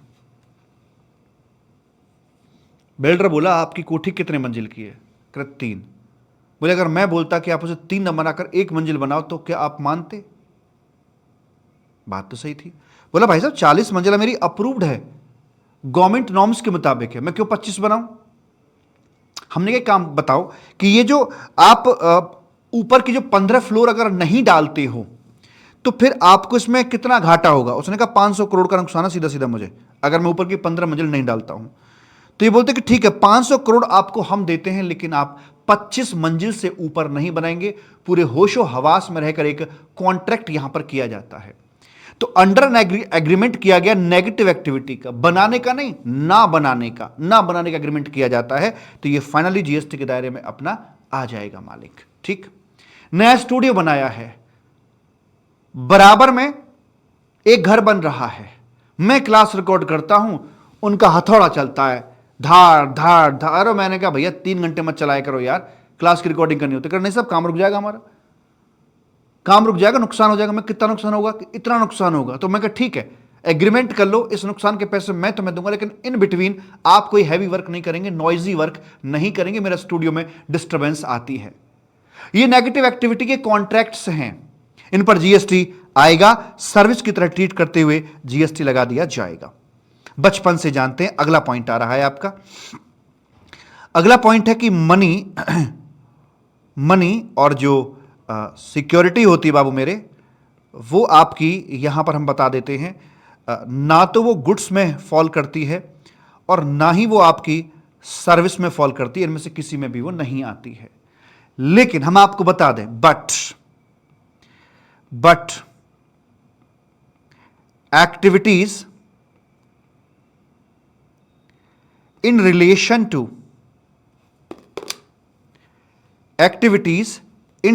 to मनी एंड सिक्योरिटी, और वो भी for a consideration point to be noted, for a consideration जो होगा is equal to a service, उसे सर्विस की तरह हम ट्रीट करके चलते हैं। ठीक, जानते हैं पहले से, फिर बता दिया। एग्जाम्पल के तौर पर मान लेते हैं कि यहां पर ये बैंक है और यहां पर हम हैं, और हमने क्या किया कि भैया जी इनको एक चेक काट कर दिया, 10,000 प्लस 100 रुपये, और इन्होंने हमें डिमांड ड्राफ्ट दे दिया 10,000 रुपये का। अब जो 10,000 आप देख रहे हैं, ये ना गुड्स है ना सर्विस है। ये जो 10,000 देख रहे हैं, ये ना गुड्स है ना सर्विस है। लेकिन जो डीडी मेकिंग चार्जेस हैं, डिमांड ड्राफ्ट के जो मेकिंग चार्जेस आप यहां पर देख रहे हैं 100 रुपीज़ के, बताइए बाबू इन पर जीएसटी आ जाएगा या नहीं आएगा? यस सर, इस पर जीएसटी आ जाएगा और वो भी एज सर्विस यहां पर जीएसटी लगवा दिया जाएगा। प्रेम से बोलेंगे राधे राधे। कॉपी कर लीजिए, तब तक बाबा जल ग्रहण कर लेते हैं।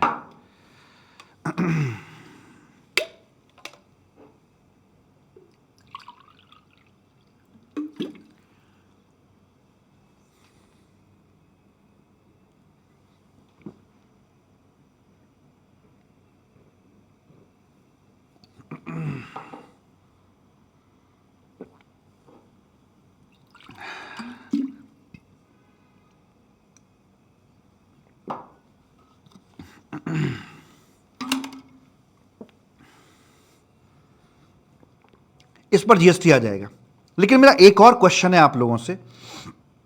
वो क्वेश्चन ये है, फॉर एग्जांपल मान लीजिए यहां ये आपका बाबू मेरे बैंक हो गया, ठीक है, और यहां पर हम हैं।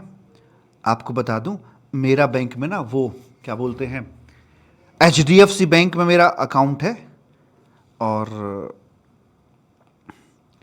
वो इंपीरिया अकाउंट है। इंपीरिया अकाउंट है, मतलब उनको लगता है कि हमारे पास बहुत पैसा, ऐसी लगता है उनको बैंक वालों को। आपकी फीस आती डायरेक्ट वहीं जाती है ना, इसलिए लगता है उनको ऐसा। उसने हमें एक प्रीमियम कस्टमर का दर्जा दे रखा है, जिसके चलते कई सारी सुविधाएं भी दे रखी हैं। जैसे डीडी मेकिंग चार्जेस हमारे नहीं लगते, हमें डीडी बनवाना तो फ्री बन जाता है।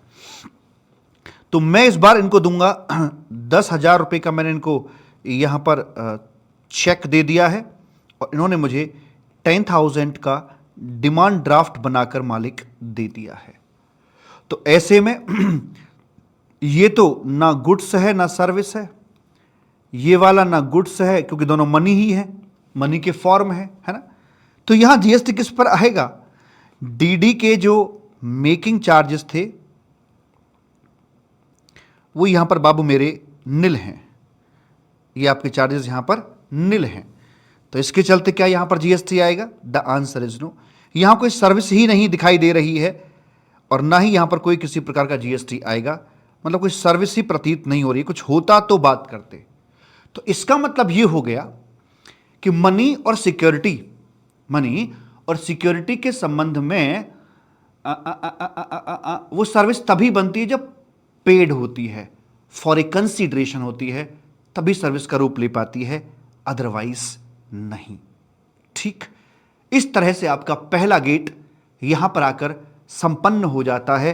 प्रेम से बोलेंगे राधे राधे। चलें आगे। Yes sir. तो हम यहां पर आए और हमने देख लिया भैया जी, कुछ ऐसे करके है। Every kind of movable properties which can be moved as such की हमने बात कर ली यहां पर आकर। एनीथिंग अदर देन ये हो गया जी, और ये ग्रोइंग क्रॉप्स वगैरह सारा कुछ हो गया। एक्शनेबल क्लेम की हमने बात कर ली है। एनीथिंग अदर देन गुड्स हो गया, नेगेटिव पॉजिटिव जो भी है। ट्रांजैक्शंस इन मनी और सिक्योरिटीज विद कंसीडरेशन, वो अपनी सर्विस बनेंगी।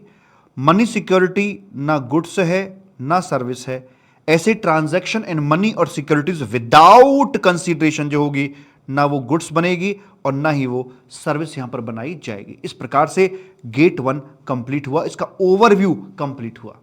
इन तमाम बातों को हम डिस्कस करके चलेंगे थॉरोली अपनी किताब से। अभी जस्ट एक हेलीकॉप्टर व्यू हम लेकर चल रहे हैं साहिब। ठीक, यस सर। अगला पॉइंट आता है, सप्लाई का डिस्कशन करने के लिए जा रहे हैं। ये जो चैप्टर है 4 कंपोनेंट में बटा हुआ है। पहला कंपोनेंट बोलता है पार्ट 1, मीनिंग ऑफ सप्लाई। क्या है सप्लाई? इसको समझाने के लिए 2 चीज करनी पड़ती हैं। ये पेड साइड है, ये वाली फ्री साइड है। पेड वाली साइड को 3 हिस्सों में डिवाइड किया गया है, और इनको 4 हिस्से इसके बनाए गए हैं। 2 मैंने यहां दिए हुए हैं, 2 बुक से देखेंगे। सारा कुछ यहीं दिखा देंगे, मैं सारा मजा यहीं लोगे क्या? कुछ मजा वहां के लिए भी छोड़ दो जब मैं थोड़ा अपनी किताब से पढ़ के चलेंगे।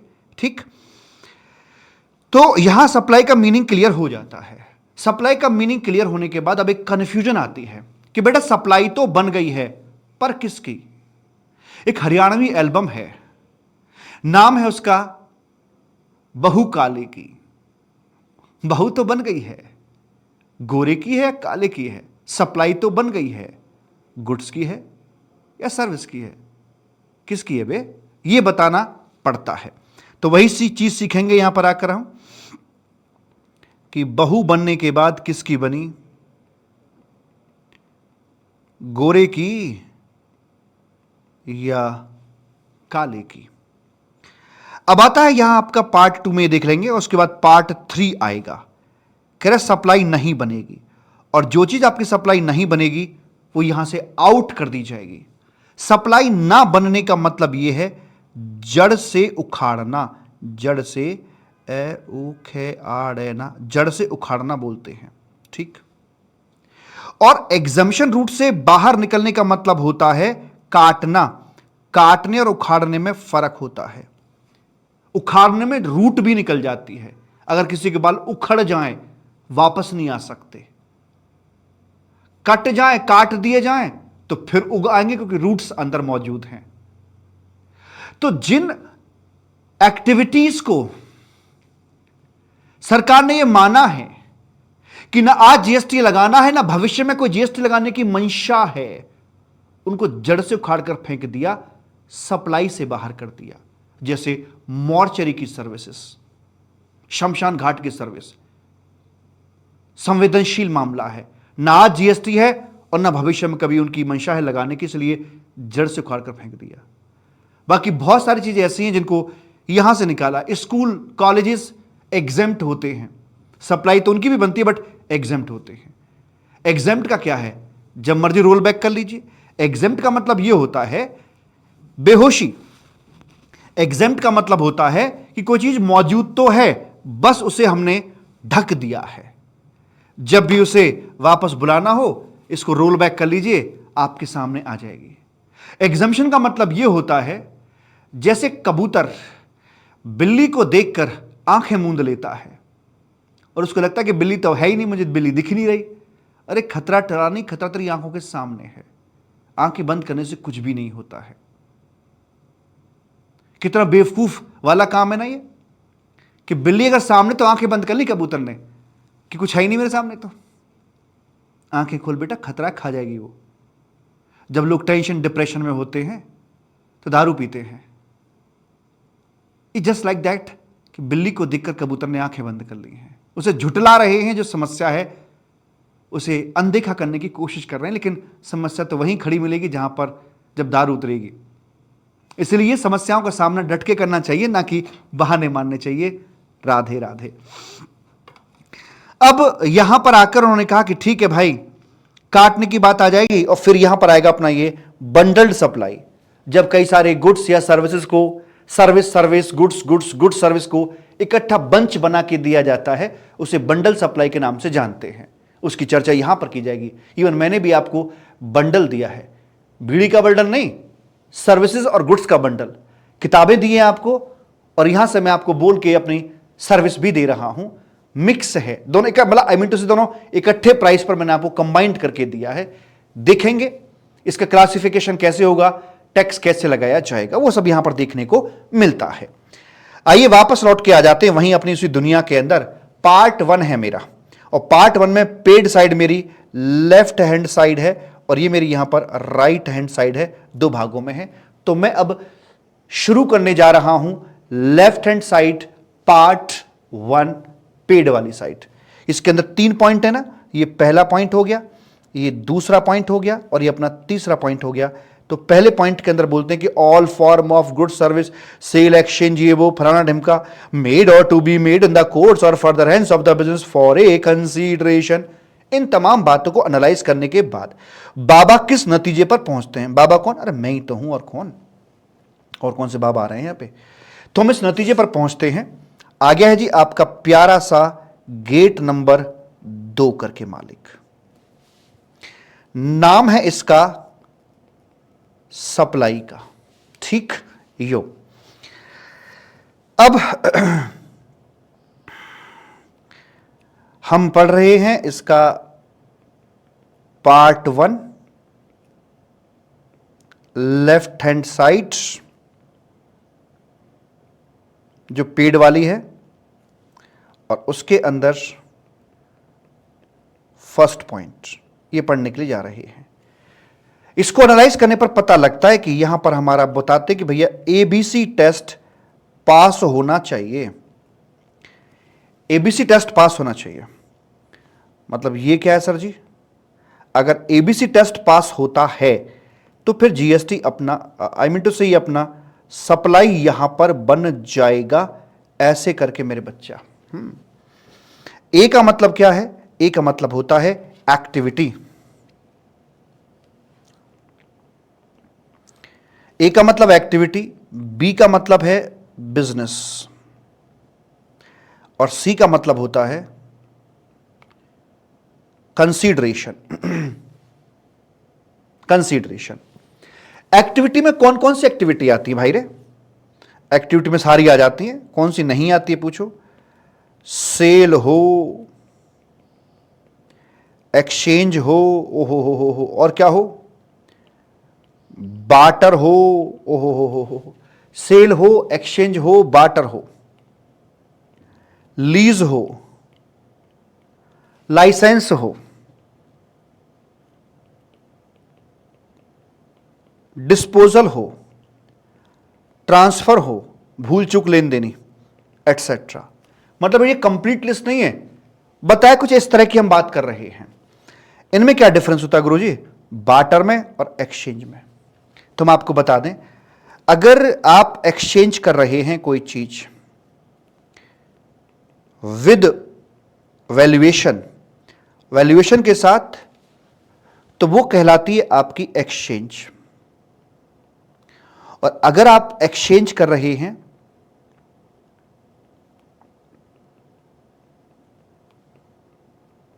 विदाउट वैल्यूएशन, तो उसे बोला जाता है यहां पर बाटर। मतलब आप बताना, मैं एक क्वेश्चन दे रहा हूं आपको, गाना गाता हूं, दिल के बदले में दिल दे, तू सौदा हमसे कर ले। ये क्या है? दिल के बदले में दिल दे। अबे दिल निकल जाएगा तो जिंदा कैसे बचेगा? हालांकि सब बिना बात की बातें होती है कि दिल का काम धड़कना है, पंपिंग करना है, बस। कोई दिल नहीं होता, कोई मन नहीं होता, कुछ नहीं होता। जो है बस ये आपका 400 ग्राम का दिमाग होता है, इसके अलावा और कुछ भी नहीं होता। सब बेकार की बातें हैं। दिल दे दिया है, कुछ नहीं देता बे, दिमाग के केमिकल रिलीज हो रहे हैं और इसमें भी कुछ नहीं भरा हुआ। इसमें भी केमिकल्स का रिसाव होता रहता है, कभी अच्छा कभी बुरा, कभी अच्छा कभी बुरा। प्रकृति तो वैसी ही है, जैसी थी वैसी ही रहेगी। हमारे अंदर का जो ब्रह्मांड है ये हमें दिखाता रहता है, नए नए रंग दिखाता रहता है। दिल के बदले में दिल दे, तू सौदा हमसे कर ले। सौदा नहीं होता ना, कोई वैल्यूएशन नहीं होता कि तेरा दिल बड़ा मेरा दिल छोटा है। एक्सचेंज होता है बस, मतलब वो विदाउट वैल्यूएशन। तो वो दिल के बदले में दिल दे। गांव में बोलते थे, मान लीजिए 2 फार्मर हैं, दोनों के पास अपनी अपनी भैंसें हैं, भैंसें एक्सचेंज कर ली, वैल्यूएशन की कोई बात नहीं हुई, पैसे कोई लेन देन नहीं हुआ कि तेरी इतने की मेरी इतनी, कुछ नहीं हुआ। पुराने समय में चलता था, तुम्हारे पास गेहूं मेरे पास चावल, लेन देन कर लो भाई, खत्म। ये बाटर था, बाटर सिस्टम था। लेकिन अगर वैल्यूएशन बीच में आता है कि भाई मैं नई गाड़ी लेने जा रहा हूं, पुरानी गाड़ी की कीमत 4 लाख, नई गाड़ी की कीमत 20 लाख, 16 लाख और देने पड़ेंगे, ये एक्सचेंज है यहां पर आकर। ठीक, चलो जी। तो लीज है, लाइसेंसिंग है, डिस्पोजल एटसेट्रा, ये एक्टिविटी हो। और बिजनेस का मतलब हो गया ड्यूरिंग द बिजनेस हो और फर्दरेंस ऑफ बिजनेस हो। ड्यूरिंग द बिजनेस और फर्दरेंस ऑफ बिजनेस वो आपका यहां पर मालिक होता है। मतलब फर्दरेंस का मतलब होता है that is business connected, business connected अगर होता है तो बात बन जाएगी। मतलब बिजनेस से ताल्लुकात होना चाहिए, चाहे डायरेक्टली हो इनडायरेक्टली हो, इस बात का फर्क नहीं पड़ता, बट बिजनेस से कनेक्शन जरूर होना चाहिए। कंसीडरेशन मतलब कुछ भी हो, कंसीडरेशन चाहे मॉनेटरी फॉर्म में रहा हो या फिर कंसीडरेशन अपना नॉन मॉनेटरी फॉर्म में रहा हो, किसी फॉर्म में रहा हो चलेगा, इस बात से हमें कोई लेना देना नहीं है। Right baby? यस सर, कोई दिक्कत वाली बात सर जी नहीं है। आइए एक क्वेश्चन इस पर बेस्ड हम करके देख लेते हैं छोटा सा। मैं हूं यहां पर, नाम है मेरा राजकुमार, और मान लीजिए यहां पर है एक वॉच डीलर, घड़ियों की दुकान है इनकी, वॉच डीलर है, ठीक। अब मैं क्या करता हूं, इन्होंने किताबें परचेज, मतलब इन्होंने लाइक क्लासेस परचेज करी, मेरी क्लासेस परचेज करी। इनकी बिटिया सीए कर रही हैं, नाम इनका मिस्टर राम कुमार है, हम राजकुमार वो राम कुमार हैं। क्लासेस दी हैं और बदले में इन्होंने मुझे पता है क्या दिया, घड़ी। इतने प्यार से घड़ी दी कि फिर मैं यही घड़ी ये वाली, और मैंने ना कीमत भी नहीं पूछी, मुझे नहीं पता जो घड़ी मैंने पहन रखी है ये घड़ी 5,000 की है कि 5 लाख की है, आई डोंट नो। सर ये बताओ है कौन सी कंपनी की, मुझे नहीं पता कौन सी कंपनी का नाम, मैं देखता हूं कंपनी में नहीं दिखता।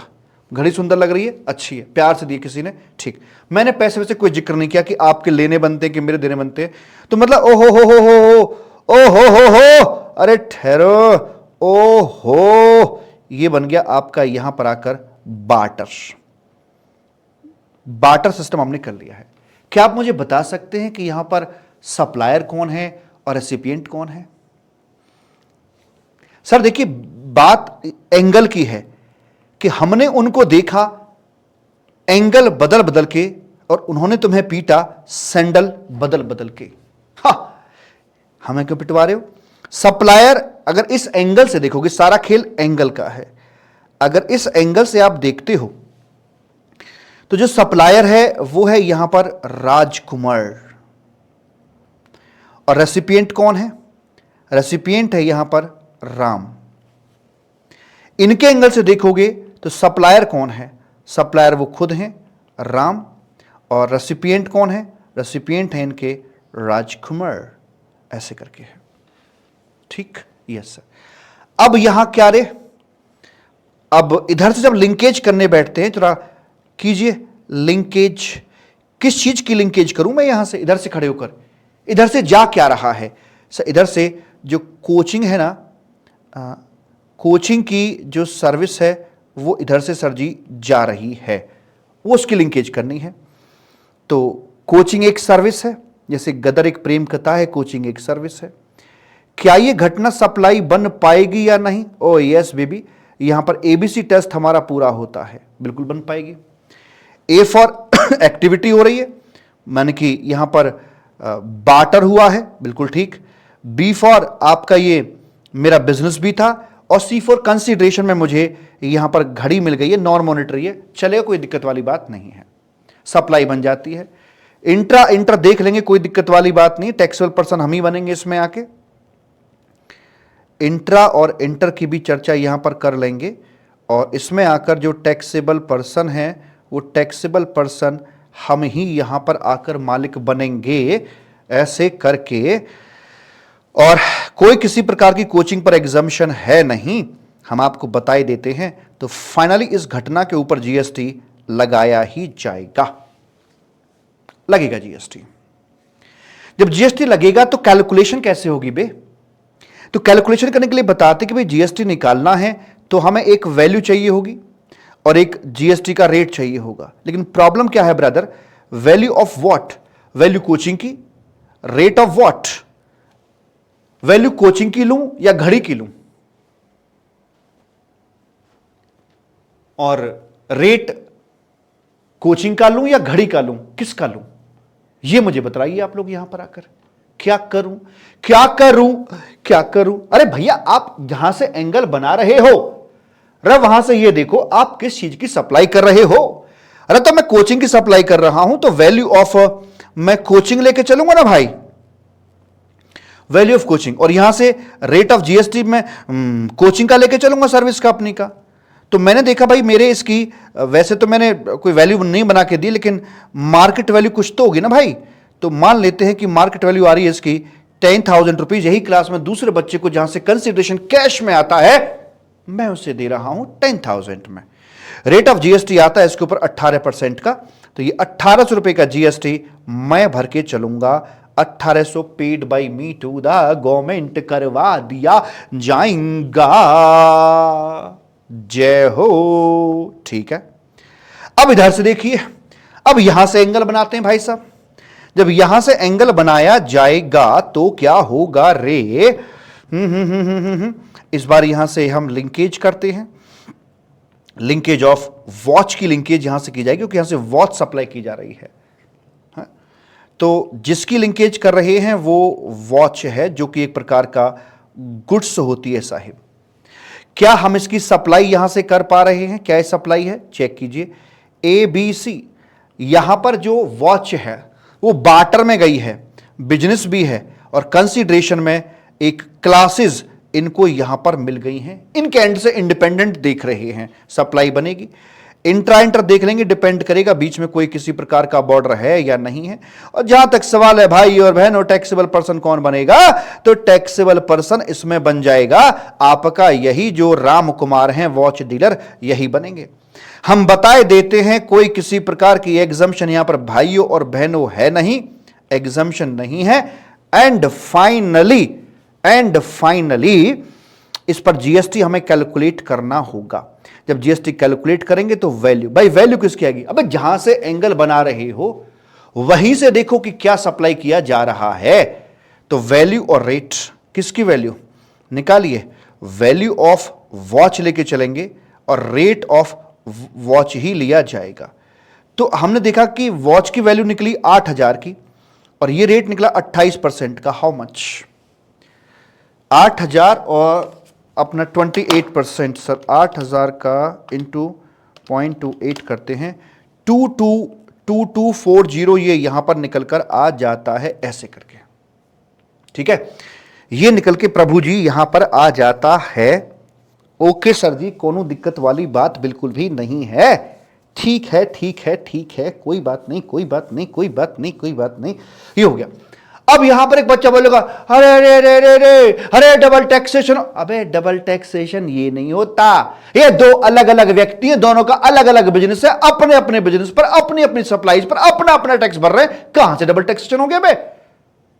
अगर मैं मेरी क्लास इस बंदे को ना देकर किसी श्याम कुमार को देता, पैसे लेता, तो इसी क्लास का जीएसटी नहीं भरना पड़ता। यही व्यक्ति घड़ी मुझे ना देकर किसी और को बेचता, वहां से पैसे मिलते, ये नहीं भरता जीएसटी, भरता। अपने अपने बिजनेस पे अपना अपना टैक्स भर रहे हैं। No question of double taxation at all. मैंने आपको इस क्वेश्चन के माध्यम से यह सिखाया कि एंगल किसे कहते हैं, एंगल कैसे बनाया जाता है। ठीक है, हाँ चलो जी, तो आगे बढ़ते हैं मालिक। और आगे बढ़ने पर क्या देखने में आ रहा है? तो एबीसी तो मेरा ये हो गया है, तो मैंने अपना पहला पायदान इसमें पूरा कर लिया है जी। ये देखिए, ये निपटा दिया ऑल फॉर्म। ये था अपना एबीसी टेस्ट, एबीसी इसमें आता है। अब हर एक बक्से में एबीसी मत लगाना शुरू कर देना, क्योंकि एबीसी तुम्हारे दिमाग में घुस गया है। आगे कुछ बोलता है, transaction between club and members with consideration. इसको भी यहां पर बोल रहे हैं कि सप्लाई कह दिया जाएगा। क्या मतलब है? आपको लिए चलते हैं, चलिए हमारे साथ में झूमते, नाचते और गाते हुए। Ready baby? हां सर रेडी हैं। अगला क्वेश्चन ये है, ये क्वेश्चन था, यहां पर आकर इसको 1 नंबर कर देते हैं और अगला जो क्वेश्चन है इसको भैया जी 2 नंबर कर देते हैं। ठीक, यस सर।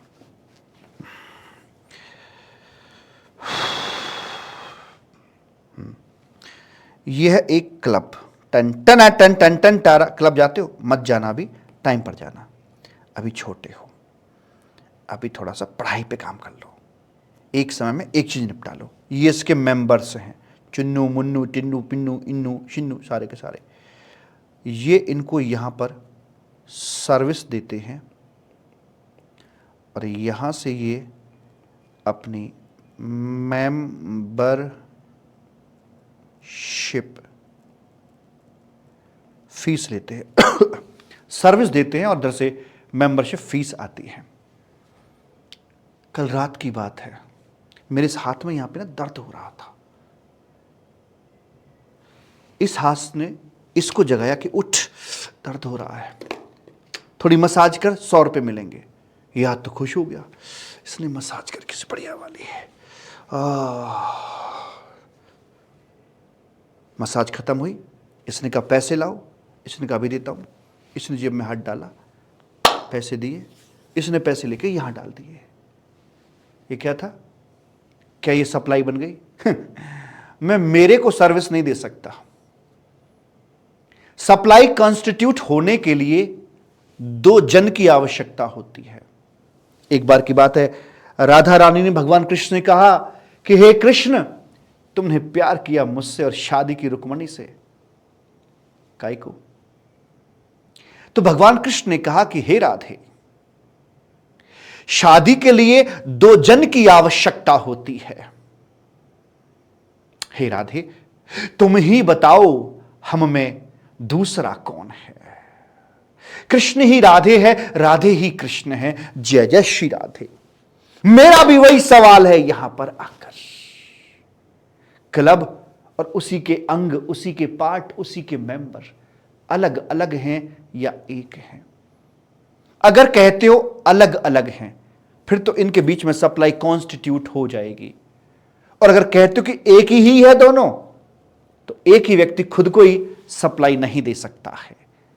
तो मामला काफी बड़ा, कोर्ट तक पहुंचा, फिर लॉ में अमेंडमेंट आई और अमेंडमेंट के चलते लॉ मेकर ने बोला कि भैया डीम्ड सेपरेट। हाँ, हमें पता लॉ मेकर, तुम तो ऐसा बोलोगे ही बोलोगे, क्योंकि तुम्हें फूट डालो, राज करो, तुम्हें इसी में मजा आ रहा है। तुम अगर दोनों को एक बोलते तुम्हें जीएसटी नहीं मिलता।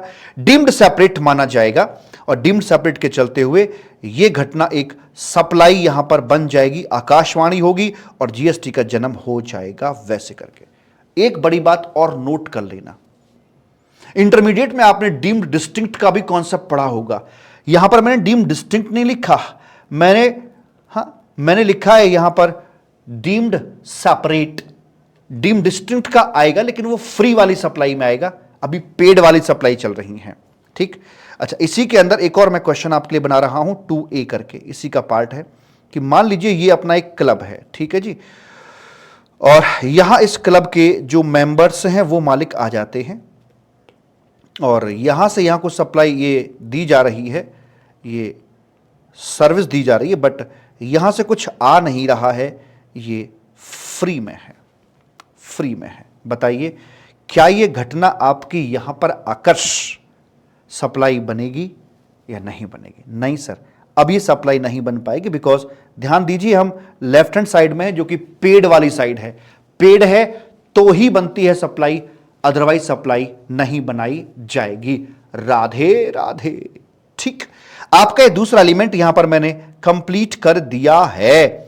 अब चलते हैं आगे की तरफ और आगे आता है आज का last discussion, import of services. ठीक है जी, विद कंसीडरेशन, चाहे बिजनेस पर्पस हो चाहे आपका पर्सनल पर्पस हो, पर्पस जो मर्जी हो, पर्पस से हमें फर्क नहीं पड़ता है।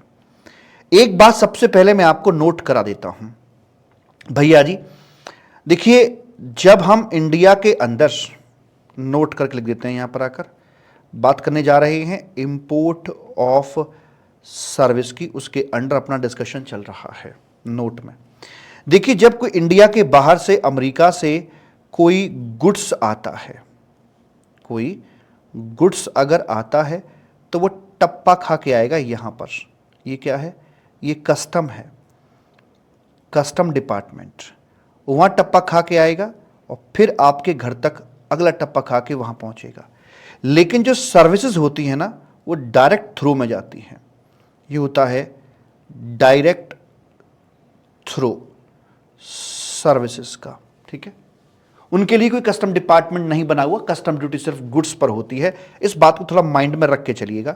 तो इसलिए इंपोर्ट एक्सपोर्ट ऑफ गुड्स का डिस्कशन अलग वे में चला जाता है, क्योंकि वहां टप्पा खिलवाया जाता है और जो डायरेक्ट थ्रू है उसका सीन अलग होता है। ठीक, बॉल दोनों जा रही है बाउंड्री पर, एक टप्पा खा के एक डायरेक्ट थ्रो। टप्पा खा के जा रही तो 4 हो गए और नहीं तो फिर 6 है अपना। तो दोनों में अंतर है, तो यहां भी अंतर है, तो दोनों को आप मर्ज मत कीजिएगा। यहां पर here we are talking about just import of services. जो इंपोर्ट ऑफ गुड्स है उसका जीएसटी कलेक्शन वलेक्शन का जो जिम्मा है, जो तौर तरीके हैं, वो कस्टम डिपार्टमेंट को हैंडओवर कर दिए गए हैं। हम डिस्कस करेंगे। ठीक, या तो मैं लिखता हूं, हेडिंग बनाता हूं इंपोर्ट ऑफ सर्विस। पहला हेडिंग आता है मेरा कि हम इंपोर्ट ऑफ सर्विस पूरा कर रहे हैं और वो भी कर रहे हैं for business purpose, business purpose के लिए करके चल रहे हैं। तो होगा क्या, जैसे मान लीजिए यहां पर मैं मेरा एक ऑफिस बना रहा हूं, यहां पर मैं मेरा एक ऑफिस बना रहा हूं और अमेरिका से हम लोग अपनी ये सप्लाईज ले रहे हैं। आर्किटेक्ट की हमने सर्विस ली है, आर्किटेक्ट की हमने सर्विस ली है यहां पर आकर और इंपोर्ट कर लिए हमने। तो ये घटना एक सर्विस बनती है, यस बेबी। सप्लाई बनेगी, साफ बोल रखा था, एबीसी चेक करने की जरूरत नहीं कि इंपोर्ट ऑफ सर्विस है, वो अपनी यहां पर आकर इंपोर्ट ऑफ सर्विस पेड हुए, पेड है, हाँ पेड है, कीमत थी इसकी 10 लाख रुपए से लिए थे, पेड है भाई साहब, वो सप्लाई बनती है और फाइनली इसके ऊपर जीएसटी आ जाएगा, वो भी अंडर रिवर्स चार्ज मैकेनिज्म में आ जाता है। ठीक, अच्छा जी। और दूसरा एक स्टेशन यहां पे तैयार करता हूं मैं आपके लिए कि मान लीजिए अगर कुछ ऐसा हो तो कैसा, कि ये अपना यहां पर यूएसए है और भैया जी इधर हम अपना घर बना रहे थे, पर्सनल पर्पस था हमारा, घर के लिए आर्किटेक्ट की हमने यहां पर सर्विस ली है।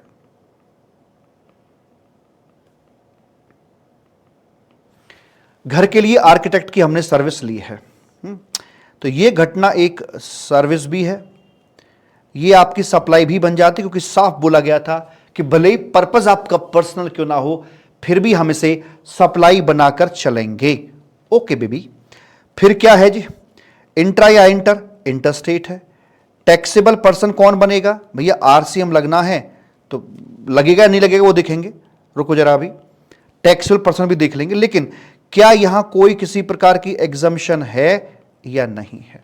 दरअसल मैं आपको बताऊं क्या होता है, एग्जम्पशन पर आते ही दो बातें मुड़ जाती है यहां पर आकर, कि अगर ये कोई लिखा है एग्जम्पशंस के अंदर, एक एग्जम्पशन नोटिफिकेशन आती है 9/2017 करके, उसमें लिखा है कि अगर आप इंपोर्ट ऑफ सर्विस करते हैं, अगर आप इंपोर्ट ऑफ सर्विस करते हैं, और किस लिए कर रहे हैं सर जी, for personal purpose, for personal purpose, तो वहां पर आपका जीएसटी एग्जेम्प्ट हो जाता है ऐसे करके। ठीक। और दूसरी बात यह बोली जाती है हाउएवर कुछ जैसे ऑनलाइन गेम वगैरह नहीं होते हैं, ऑनलाइन गेम, मान लो 10 साल का बच्चा है, 10 ईयर 10 साल का बच्चा है, ऑनलाइन गेम खेल रहा है, तो यहां पर आकर एग्जम्पशन नहीं दी जाती, ये जीएसटी लगेगा। लेकिन जीएसटी आप लोगे किससे, 10 साल के बच्चे से, सप्लायर पे आपका कंट्रोल है नहीं, 10 साल का बच्चा आपको देगा नहीं। तो यहां पर आकर हम बोलते हैं कि नहीं भैया, सप्लायर को आना पड़ेगा, आना पड़ेगा, कन्हैया कन्हैया तुम्हें आना पड़ेगा, आना पड़ेगा, वचन गीता वाला निभाना पड़ेगा, रोब्लॉक्स रोब्लॉक्स, जुपी जुपी तुम्हें आना पड़ेगा, इंडिया में आके जीएसटी भरना पड़ेगा, भरना पड़ेगा, भरना पड़ेगा, आना पड़ेगा, वरना आपका ऐप हो जाएगा ब्लॉक, मुंडी मरोड़ देंगे, ऐप हो जाएगा ब्लॉक। ठीक। तो इस प्रकार से आपकी बातें यहां पर करी जाती हैं। तो क्या सीखा, इंपोर्ट ऑफ सर्विस है, चाहे पर्पस बिजनेस हो चाहे पर्पस पर्सनल हो, दोनों ही मामलों के अंदर आकर हम उसे यहां पर ऐसे करके मालिक देखकर चलते हैं। प्रेम से बोलेंगे राधे राधे राधे। एक छोटी सी बात मैं चलते चलते आपको बता देता हूं, ऐसा बहुत बार होगा हमारे सामने, सरकार के सामने, कि सरकार को कभी कभी ना कलेक्शन इश्यूज आते हैं। जैसे इसी केस में देखिए कलेक्शन इश्यू आया था। जब हम पर्सनल पर्पस के लिए चलते हैं तो यहां पर कलेक्शन इश्यू आया था। तो कलेक्शन इश्यू जब आते हैं कि भाई रेसिपिएंट तो पर्सनल पर्पस के लिए लेके चल रहा है, सप्लायर पे कंट्रोल नहीं है। तो एक सिचुएशन में सरकार उसे एग्जेम्प्ट कर रही है और एक दूसरी सिचुएशन में सरकार उस पर जीएसटी रिकवर कर रही है। तो जब कलेक्शन इश्यू आते हैं तो हमें देखना होता है कि गवर्नमेंट की चाहत एंड प्रैक्टिकलिटी कितनी किस केस में बनती है। चाहत दो तरह की होती हैं, एक होती है मरी हुई चाहत, मरी हुई चाहत, एक होती है आपकी मजबूत चाहत। बताइए काम कब बनता है बाबू? मजबूत चाहत, सीए बनना है, सीए की डिग्री चाहिए, सीए की, ये मरी हुई चाहत है, नहीं बनोगे ऐसे। चाहिए ही चाहिए। हमें कोई चीज तब नहीं मिलती जब हमें वो चाहिए, वो हमें तब मिलती है जब चाहिए ही चाहिए। तो मजबूत चाहत है और प्रैक्टिकलिटी साथ दे रही है, तो तोड़ेंगे फोड़ेंगे जो मर्जी करेंगे, डीम्ड प्रोविजन क्रिएट करेंगे, कैसे भी करेंगे, जीएसटी रिकवर करके रहेंगे। लेकिन जहां पर चाहत मरी हुई होती है वहां पर सरकार सरेंडर कर देती है, और सरेंडर करने का मतलब यह है कि वहां पर चीजों को एग्जेम्प्ट कर दिया जाता है। एक वाले केस में देखिए जरा कि जहां पर एग्जम्पशन दी है, तो एक आर्किटेक्ट है, उसकी सर्विस एक इंडिविजुअल घर बनाने के लिए ले रहा है, क्या करें, जीएसटी लेंगे? अच्छा लोगे तो एक एक को चुनना पड़ेगा, बहुत मेहनत करनी पड़ेगी, प्रैक्टिकलिटी नहीं दिख रही है, तो चाहत मर गई। चाहत मर गई तो एग्जेम्प्ट कर दिया। जो ऐप वाला मैटर था, ऑनलाइन वाला मैटर था, उसमें वन शॉट में सारा इंडिया का ऐप ब्लॉक कर हो जाएगा। मतलब आई मीन से जो पूरा उसका इंडिया में जो कारोबार है, घर घर में बच्चा बच्चा देख रहा है, एक सेकंड के अंदर हर बच्चे के मोबाइल से वो ऐप डीएक्टिवेट हो सकता है एक झटके में। जबकि ऐसा कोई सिस्टम इधर वाली साइड में नहीं था जहां पर हमने एग्जम्पशन दी है। तो प्रैक्टिकलिटी है, प्रैक्टिकलिटी से चाहत मजबूत होती है, बलवती होती है, जोशीली होती है। तो वहां सरकार ने डिमिफिक्शन लगाया कि या तो आजा, नहीं तो ऐसा, वरना शब्द यहां नहीं था। और अगर लगाते तो फिर घर घर जाना पड़ता, देखना पड़ता क्या है कैसे है, वरना ऐप ब्लॉक। तो इसलिए यहां पर ऐसा किया जाता है। तो यह था आपका इंपोर्ट ऑफ सर्विसेज का मसला। तो बाबू मेरे, आज हमने क्या किया है, इंट्रोडक्शन चैप्टर अपना कंप्लीट कर दिया है और ओवरव्यू यानी कि हेलीकॉप्टर व्यू आपका चल रहा है। गुड्स देख लिया, मूवेबल प्रॉपर्टी हो, घास फूस सब गुड्स हैं, एक्शनेबल क्लेम भी आपका गुड्स है। वो अलग बात है कि स्पेसिफाइड एक्शनेबल क्लेम ही आगे तक ड्यूरासेल की तरह चलेंगे, बाकी जो है वो ड्यूरासेल नहीं, बाकी लोकल बैटरीज की तरह वहीं मर जाएंगे। बाकी form of actionable claim, service anything other than good service है, एक्टिव पैसिव कैसे भी हो सकती है, मनी सिक्योरिटी कुछ भी नहीं है। हालांकि मनी सिक्योरिटी के रिस्पेक्ट में जो एक्टिविटीज की जा रही हैं विद कंसीडरेशन, वो आपकी यहां पर आकर सर्विस बना दी जाती हैं, फ्री हुई तो नहीं बनेगी। फिर आए यहां पर मीनिंग ऑफ सप्लाई देखा, एबीसी टेस्ट हमने देखा, फुलफिल होता तो सप्लाई बनेगी। फिर देखा क्लब और मेंबर दोनों आपस में डीम्ड सेपरेट हैं, जीएसटी वहां पर लग जाएगा। और फिर देखा इंपोर्ट ऑफ सर्विस, चाहे बिजनेस पर्पस हो चाहे पर्सनल पर्पस हो, सप्लाई तो दोनों केस में बनेगी। हां वो अलग बात है कि एग्जम्पशन पर जाकर एक साइड में एग्जम्पशन चली जाती है और एक साइड को टैक्स कर देते हैं। टैक्स जो हो रहा है वो सिर्फ ऑनलाइन गेमिंग वगैरह वाले मैटर में हो रहा है, जहां पर घुंडी घुमा सकते हैं, बाकी केस में उन्होंने एग्जम्पशन दे दी है। आज के लिए इतना ही, बहुत बहुत धन्यवाद। फिर आपसे मुलाकात होगी, तब तक के लिए thank you so much, love you too. Okay sir जी, नंबर मेरा 9810012161, कोई दिक्कत है तो मुझे बता दीजिएगा। Bye bye, Tata.